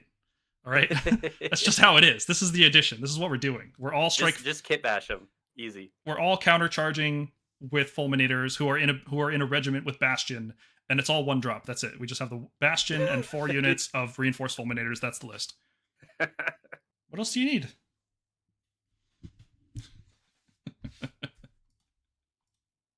Okay, it's getting close to 5, so let's call it here. Thank you everybody for tuning in. This has been a very fun stream. A good mix of getting mad at Games Workshop and then getting happy at Games Workshop for lots of copium. Are we in an abusive relationship? I feel like we are. You know, like a little bit. It's very expensive abusive relationship too. I ain't buying another wedding ring. They can't make me. Actually, my wedding rings were cheaper than my Warhammer army. Yeah. Mine probably was too. Yeah. Okay. Thank you everybody for tuning in. Dylan, thank you for coming. This was a good time. And we'll see you guys hopefully in a few more weeks after we get more 4th edition news. I kind of want to keep doing these streams talking about 4th edition because if they're going to drip feed us, then we're going to drip feed you guys. That's how it's going to go. I was going to say, we will shift the burden onto you guys. Yeah. Yeah. And we get to complain together as a community. You know, it'll be fun. Look forward to our new Lords of the Storm video coming out this week. Oh, Morgonk, you're joining us right as we're finishing. Joining us for the outro. We're literally saying goodbye. Nice. Sorry, I got held up, guys. I'm really sorry. It's okay, dude. It happens. You missed out on all the salt and all the gushing over Finest Hour. Oh, God. All right, well, Morgonk, thanks for coming. And all right, yeah. Thanks, guys. We'll see you in the next one. Look forward to our new Lords of the Storm video coming this week. See you around, everybody. Bye, I guess. Oh, man. Like, we're literally